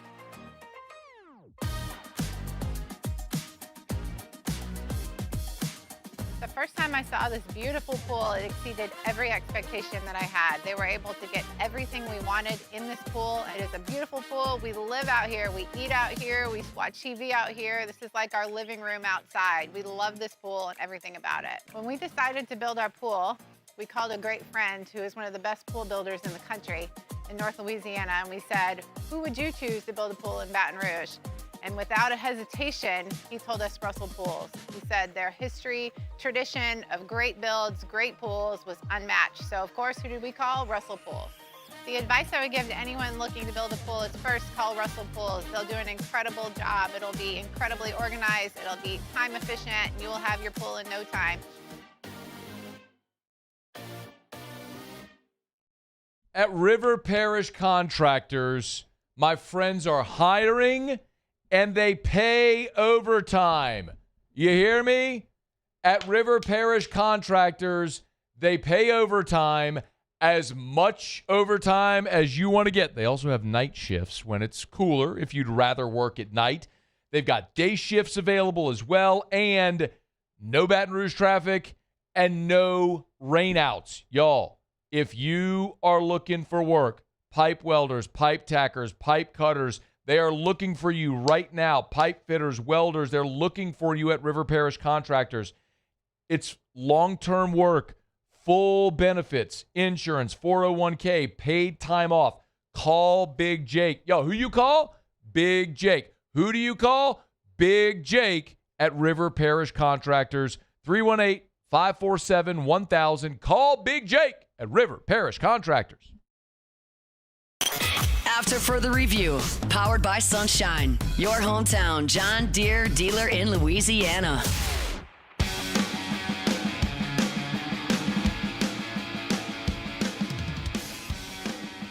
Down the stretch we come. Final segment here on a Tuesday edition of AFR. Powered by Sunshine, your hometown John Deere dealer in Louisiana. After a 4-0 night, what do you do for an encore? How about a 7 spot? Let's find out what we're betting on tonight. It's time for Otterlocks. Otterlocks. All right, time to win some money. Presented by Total Maintenance AC Repair. Same-day service means you will never sleep hot. 480-1000. We are Total Maintenance. I think it's safe to say that I won the bet. Injected into my veins. Otter, what up? What's up, Matthew? Little 4-0 night. Love that. Give me more. I'm greedy. Feed me, Seymour. Feed me. Let's get to it. Knicks and Hawks. Knicks have been in control for 3 of the 4 games. Game 3 at Atlanta was not one of them. If they get up like they did in games 1 and 2 at the Garden where they're playing tonight, look for them to have the killer instinct and finish off the Hawks tonight. We're taking the Knicks minus 6.5 in a very important Game 5 at Madison Square Garden early. Later tonight, Wembanyama. So he goes out with a concussion. In Game 2, they lose that one. He sat out, and they rallied to win in that one. He played in Game 4. They rallied to win that one as well. And he was pretty critical of the process. He wanted to make sure that he was, he was not critical of the Spurs staff, but I guess he was criticizing the protocol. Bottom line, he wants to play. This team is hungry. So, young team in the spot here. I think they really take care of Portland. I usually bet teams that are facing elimination, not tonight. So, laying a little chalk in both the Knicks and Spurs in the NBA. Baseball, 2 games underway. We took Tampa Bay plus money, plus 110. We got 3 out of 4 picks are underdogs tonight. Tampa Bay plus 110 at Cleveland, pitching advantage for Tampa Bay. And that one in Houston with the plus money, plus 115. They are already, are they scoreless still, Matt? Yeah, it's you're actually at plus $1.51 right now. Runner on bottom one, runner on third for the Orioles with 1 out. Okay. So they're in danger of falling behind. Still advise both of them to take Tampa Bay and Houston underway. Musso can vouch for this, and how about that? So they make up their mind they're going to fire Cora, which has been kind of a controversial deal. The fans are focused more at front office and ownership, but they won that one by like 16 runs. They've won their next 2. All of a sudden, they're playing better, and one of their better pitchers tonight, Tolley, young guy, he has been on fire. His whip is outstanding. I'm going to take the Red Sox against the struggling Blue Jays in that one. Then the Twins won for us last night. What's that? You said his whip has been outstanding, so what about his nene? There you go. Ding, ding. So, Minnesota, again, Joe Ryan. You get it? Yes. The do the stanky leg. Watch do the whip. stanky leg. Watch me, yes, nene. Indeed. It's a different song, but similar era, genre. Minnesota plus 103 with Joe Nathan. And then team looking for their first playoff series victory in 19 years. The Buffalo Sabres are back at home laying 170 tonight against Boston. We're going to take them as well. They played a perfect first period on Sunday. Outshot the Bruins 19-2, outscored them 4-0 and cruised to a 6-1 victory. They're going to take care of business. They've made a switch in the net after the first game, and that's the only game they lost. They have rolled the next 3. Look for Buffalo to close it out in front of a crazy home crowd in Buffalo. 7-pack for you today on a Tuesday. DJ Brian Haldane did note that stanky leg is a verse in Watch Me. So I guess technically, trying to say it's a different. No, you're not trying. Don't pretend like you know the difference between Watch Me Whip and Watch Me Nay Nay and do the stanky leg. All right, Otter. I'm sorry. It was only his 4th grade party. DJ was getting it. No, but I don't have a memory. I know, Matt, party. You're the only one that lived life. But yeah. Oh my God, so good. All right, Knicks and Spurs. Rays, Stros, Red Sox, Twins, and then the Sabres on the ice. Where are you tomorrow, Otter? We're at Doe's on a Wednesday. So awesome. I saw Scott on Sunday at Clay Young's event. Yes, indeed. So we'll be there tomorrow on Government Street. Man, they got a great lunch menu. A lot of lunch menu items that are not available for dinner time. All right, Otter. Good luck. Thank you. Do the stanky leg. Do the stanky leg. Get out of here. Good luck. We're brought to you by Shawbills Tire and Auto Service, ShawBillsTire.com, with locations all over South Louisiana. Find the location nearest you at ShawBillsTire.com. Name brand tires at wholesale prices. I tell you every day, tires are a commodity. It's the same product. You buy a Michelin at one store, it's the same tire at another. So how do you decide where to go? Who's going to sell you the tire for the best price and give you the best service? Well, that's always going to be Shaw Bills. They guarantee it. Part of Charlie's doesn't. Buy tires at Shaw Bills, find advertise cheaper somewhere else, they'll refund you 125% of the difference, and they treat you like family. That's why they've been around since 1968. Shaw Bills Tire and Auto Service. ShawBillsTire.com. ShawBillsTire.com. ShawBillsTire.com. Shaw Bills. We keep you rolling. All right, thanks to Shea Dixon, who was here. Saints undrafted free agent Jeremiah McClendon was here as well. You missed anything, catch AFR on demand, podcast, YouTube. You can find it all there. Muse, Paulie, thanks. We even talked about Miracle League and riding like the tiger, like a pet. I will see you tomorrow. AFR. As we get on down the road, remind you about the Williamson Eye Center. There's not many times when I can legitimately say, hey, do something that'll change your life. You get married, that'll change your life. You have a kid, that'll change your life. They're things, but they're usually gigantic life events. Well, eye surgery can change your life. And I'm not talking to all you people who, God bless you, if you were born with perfect vision and you see flawlessly, I'm pumped for you. That's just not the case for all of us. If you're like me and genetically have terrible eyesight and you've shoved contacts into your eyes, sometimes you're forgetting to sleep in them, or you wear glasses, you take your contacts out, you put the glasses on at night, you haven't updated the prescription in a decade. Look, there's a better way. Wake up in the morning and see 20/20. Williamson Eye Center can make it happen. 924-2020, 924-2020, 924-2020, or WilliamsonEye.com. Every ounce of Raising Cane's lemonade has been hand-squeezed that day from fresh lemons before being served over our signature crushed ice. Because when you make it right, you can taste it in every bite. Raising Cane's Chicken Fingers, one love. When it comes to industrial construction, River Parish Contractors can do it all. Mechanical, structural, custom fabrication, specialized welding, and turnaround services. Strategically located in between Baton Rouge and New Orleans, we have the local team with the experience and commitment to safety to manage the most complex industrial projects. Period. Here's the deal. Partnering with us means your project is delivered on time, on budget, and most important, safely. River Parish Contractors, let's get building. Who bears the standard? Who sets the bar? It's not those satisfied by low-hanging fruit or by taking it easy. No, the standard is set by the best of us, by those who work hard. Dig deeper. Give more. At Sunshine, we're proud to provide John Deere products that work hard for you, the standard bearers. Find the dealer nearest you at sunequip.com. Hey, it's Matt Moscona. Look, back pain can sideline you from the things you love. That's why I trust Dr. Kevin McCarthy and the team at the Spine Center of Louisiana. Dr. McCarthy doesn't just treat symptoms. He gets to the root of the problem. From advanced injection therapy to minimally invasive surgery, they've got the expertise to get you back in the game. With 5 locations across Louisiana, including right here in Baton Rouge, quality care is close to home. Call the Spine Center of Louisiana or visit SpineCenterLA.com.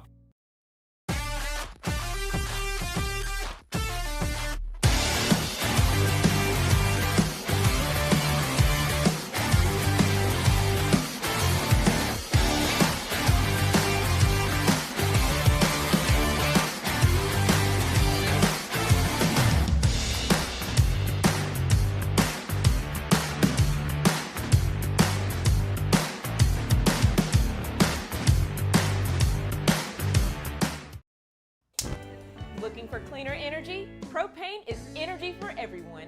And when you're cooking with clean, affordable propane, you're cooking with gas. In the wintertime, nothing heats a home like Louisiana propane. And when you need hot water, propane's got you covered. Oh, and you won't regret that propane generator when the power goes out. I'm Miss Louisiana, Gabrielle McLeod, and to find more information and to find a propane dealer near you, visit LouisianaPropane.com.